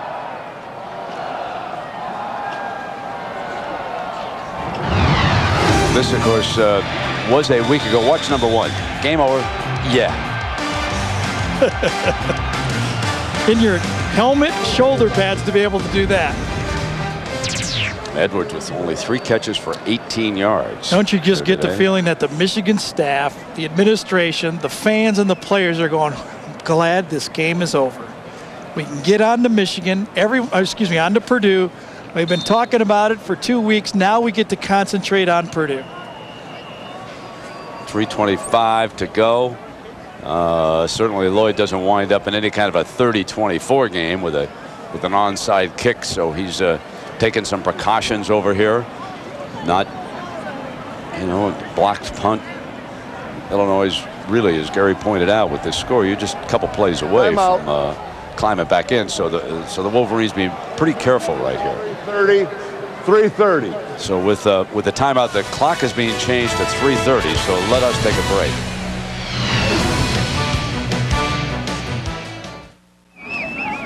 Well, our officials have readjusted the clock now, and it's officially 3:37 left in this football game.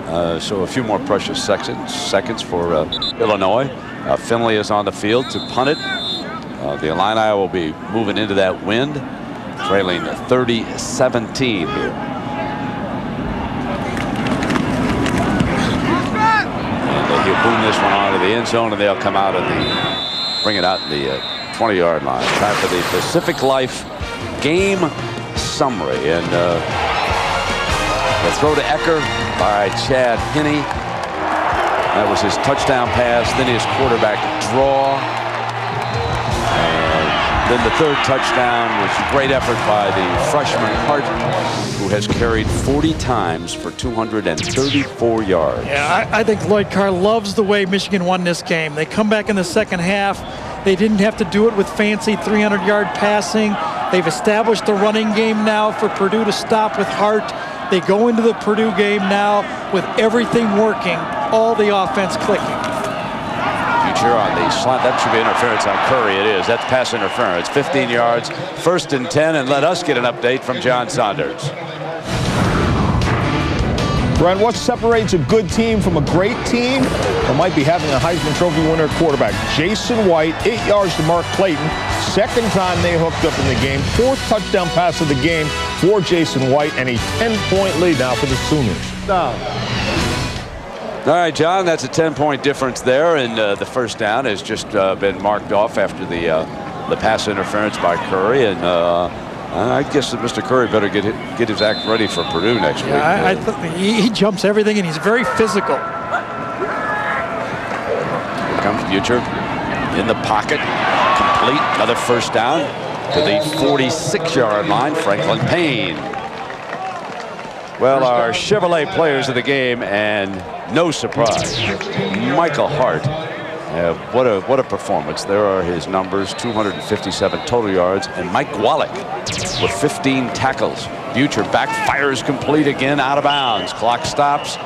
Gain of about 3 yards on the play, and it'll be 2nd down and 7. 3-12, and as Gary pointed out, 30-17 can be very misleading. The Illini are 2 huge plays away from climbing back in it. Michigan's dominated this second half, but the Illini still trying to give themselves a chance, still trying to battle away here. But they are going into that stiff wind, 25 miles an hour, measured gusts up to 35 here today. Butcher quickly to the drop, fires into the underneath man. He's got the first down. The fullback, Davis, crosses the 40-yard line. Clock stops. 3 minutes and 3 seconds. This is the style of defense Michigan likes to use against spread. 3 down linemen right here, 3 linebackers, and 5 defensive backs. It's something that they like to use against spread teams. We'll see it next week against Purdue. They keep everything in front of them, try to make tackles and force the teams to go the long way. And Davis runs out of that formation. Mundy making the stop. Larry Harrison and Pierre Woods on the tackle. On 2nd down, Butcher's short drop, got the slant, got a little bit behind the man that time, working against Hall on that side. 2.5 minutes to go. That's throwing into the wind again. When you throw sideways with or against the wind, that ball slides on you. And that ball really slid to the outside. 51 points Michigan State puts up on Minnesota today. So the Golden Gophers now in full retreat, having lost a heartbreaker at Ann Arbor and now blown out at East Lansing. Minnesota's defense just doesn't look like their Big Ten caliber championship defense this year. 3rd down and 4 for Butcher and the Illini. Butcher's going to run for the first down. Got daylight. Across the 15-yard line. 1st and 10 for the Illini. So if they can score quickly, it'll be onside kick time. And that's a story as far as the coaching staff at Michigan is concerned. We'll get to that if Illinois scores. Underneath, here's Davis at the 10-yard line. It'll be 2nd down and about 6. Remember now, the Illini can get a first down without scoring, manning the stop for the Wolverines. Marlon Jackson, number 3, making the stop. 2 minutes to go. Michigan stays Short in their drop. zones. Deflected and almost picked off by Manning. Boy, Manning can do it all, can he? We saw him take on fullbacks, tailbacks. He makes drops. That's another reason that Michigan front 7 is so versatile. They line up at linebacker, they line up at defensive end, and they play pass coverage. Great athletes.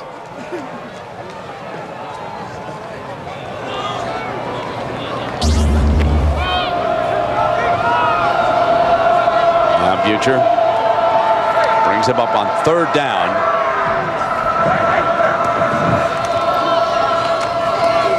Incomplete, and Jackson was on top of the intended receiver and did a terrific job on Payne.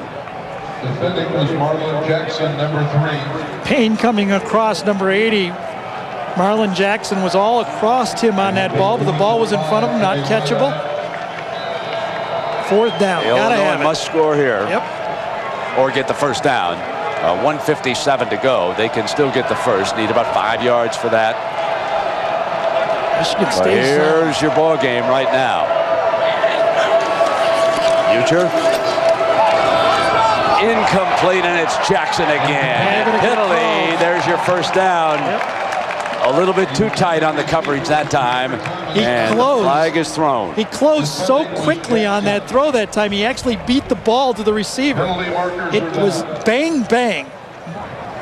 Pass interference, defense number 3. It's a spot foul, automatic first down. Watch this, goes out, come back in. Jackson sees the throw, closes out, and it goes right through the shoulder as the ball gets there. You know, back-to-back plays, I think, on that play. You can see clearly went right through Thomas on that play. Another chance for the Illini.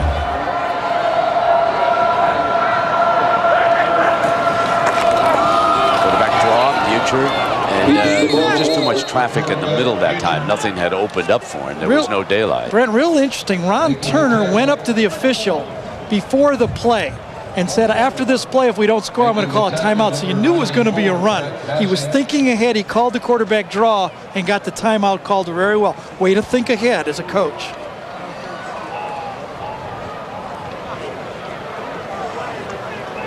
So, of course, the game next in the Midwest.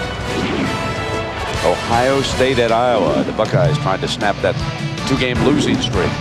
Some of you see Missouri, Texas, North Carolina State, Maryland, Arizona State, USC. But here in the Midwest, it'll be Ohio State and Iowa. 1:47 to go.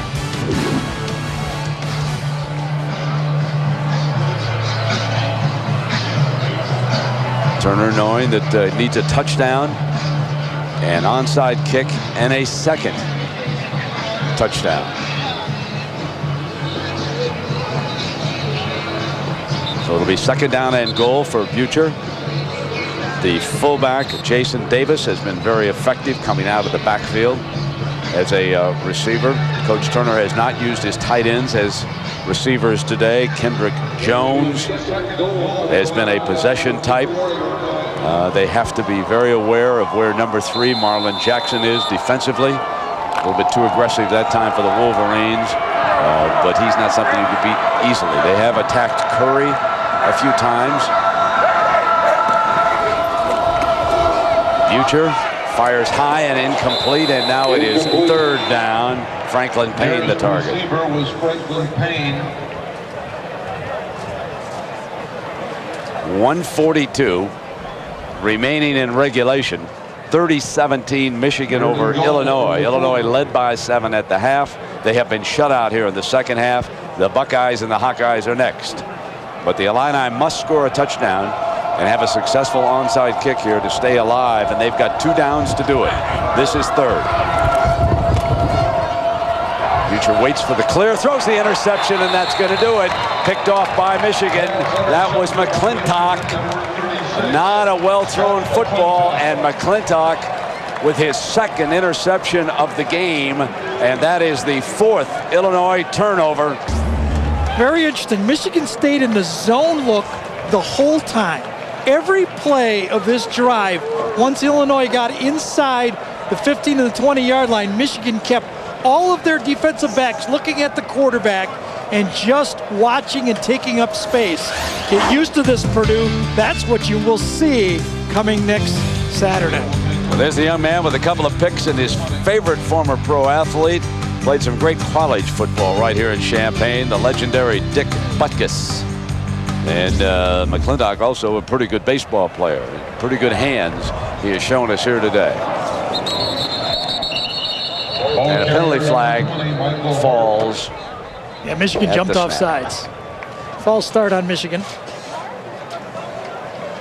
Let's take a look at our out of whack update. Braylon Edwards with only 1 reception in the first half, and I think the whole game stayed out of whack. However, in fairness to Braylon, he had one taken back because of a holding call that was a spectacular touchdown reception nullified in the first half. That was just a great hit. And this only helps Michigan set the stage for Purdue, because if you're Brock Spack, defensive coordinator for Purdue, you know you got to cover number 1. I mean, he's a threat every play, and now they've established everyone else, putting 418 yards, and Braylon Edwards only getting, what, 18 of them? That's amazing. We want to bring it into this game and thank a couple of folks here. A minute and a half for the Wolverines after the penalty, 1st and long. Max Martin is the cleanup back. Hart carried 40 times here today. Martin behind the left side of the offensive line, and the offensive line of the Wolverines did a great job today. Stenovich, Riley, Bass, Lynch, and Long. And folks, here is your mad move of the week. One of my favorites. When you come down to Champaign, what's better than Chief Alanowek? His halftime performance. Never lose it, Illinois fans. Never lose it. It's a great tribute.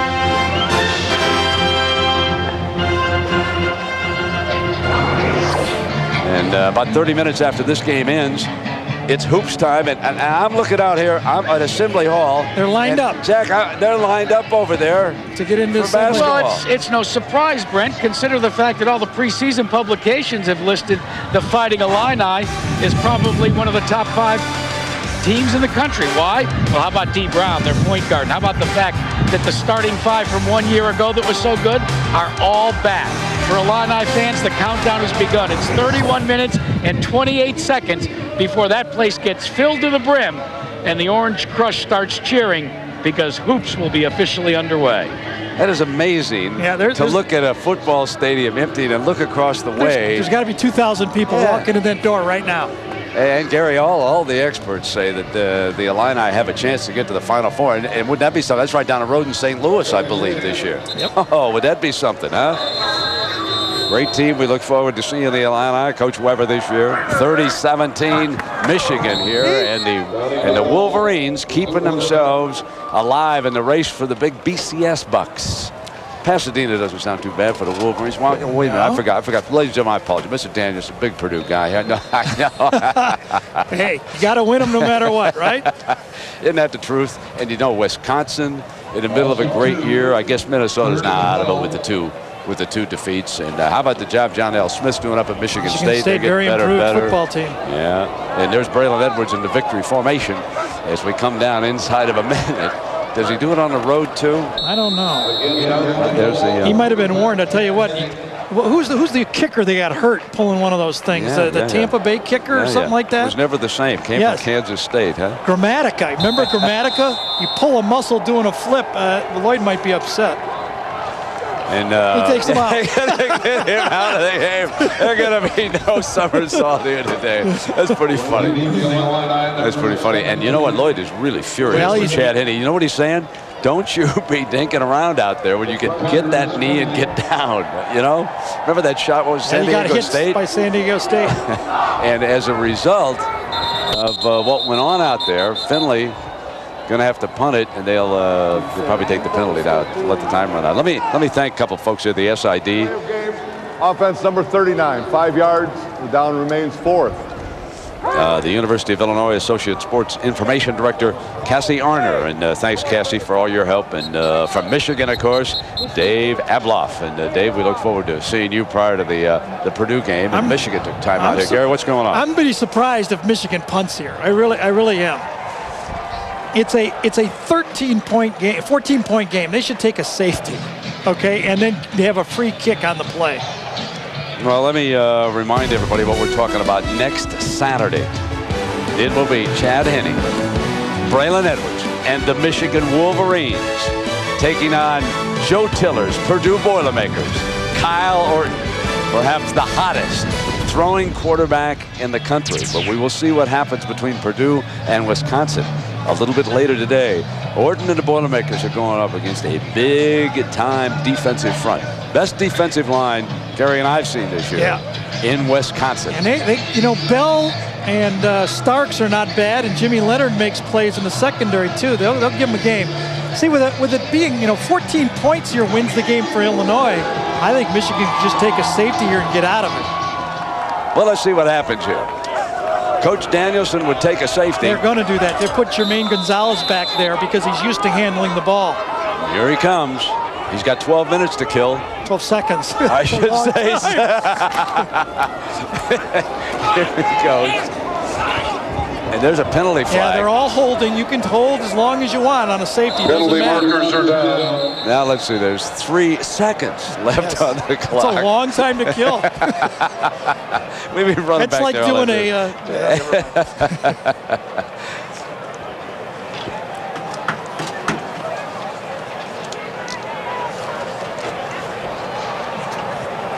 Pretty well officiated game today, wouldn't you say? Yep, did a good job, especially the key play on that touchdown. Yeah, Whitvote and the boys upstairs. It's the replay. It was nice to review it. Half the distance to the goal line. Repeat, 4th down. See what happens here now. You know, he wasn't throwing it. It had been a pass from the end zone with holding in the end zone. I know in the NFL that's a safety. So it's still a safety. They were trying to get a safety anyway, so it doesn't matter if you hold when you got an end zone play like that. And Gary down here on the sidelines. Lloyd Carr. There's a safety. There's a safety signal. Now hold on here.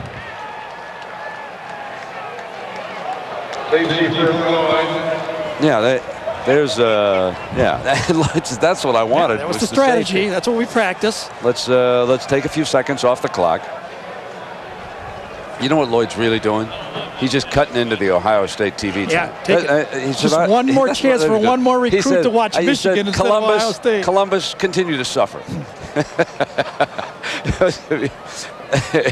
Go ahead, Jack. Well, Brent, I've never seen this before. You saw those yellow linens out on the field when the team ran off. The first thing Lloyd Carr did to every player, great job, great job, great job. You ever heard Lloyd Carr tell someone a great job when there's 4 penalty flags? No. But then he had to get the whole officiating thing straightened out because it sounded like it was half the distance for. Which wouldn't have mattered. You could have run another 3-second play. That's why you'd forced the Illini to take the penalty in the 2 points. And that's when he told the officials, great job, great job. So here comes the free kick.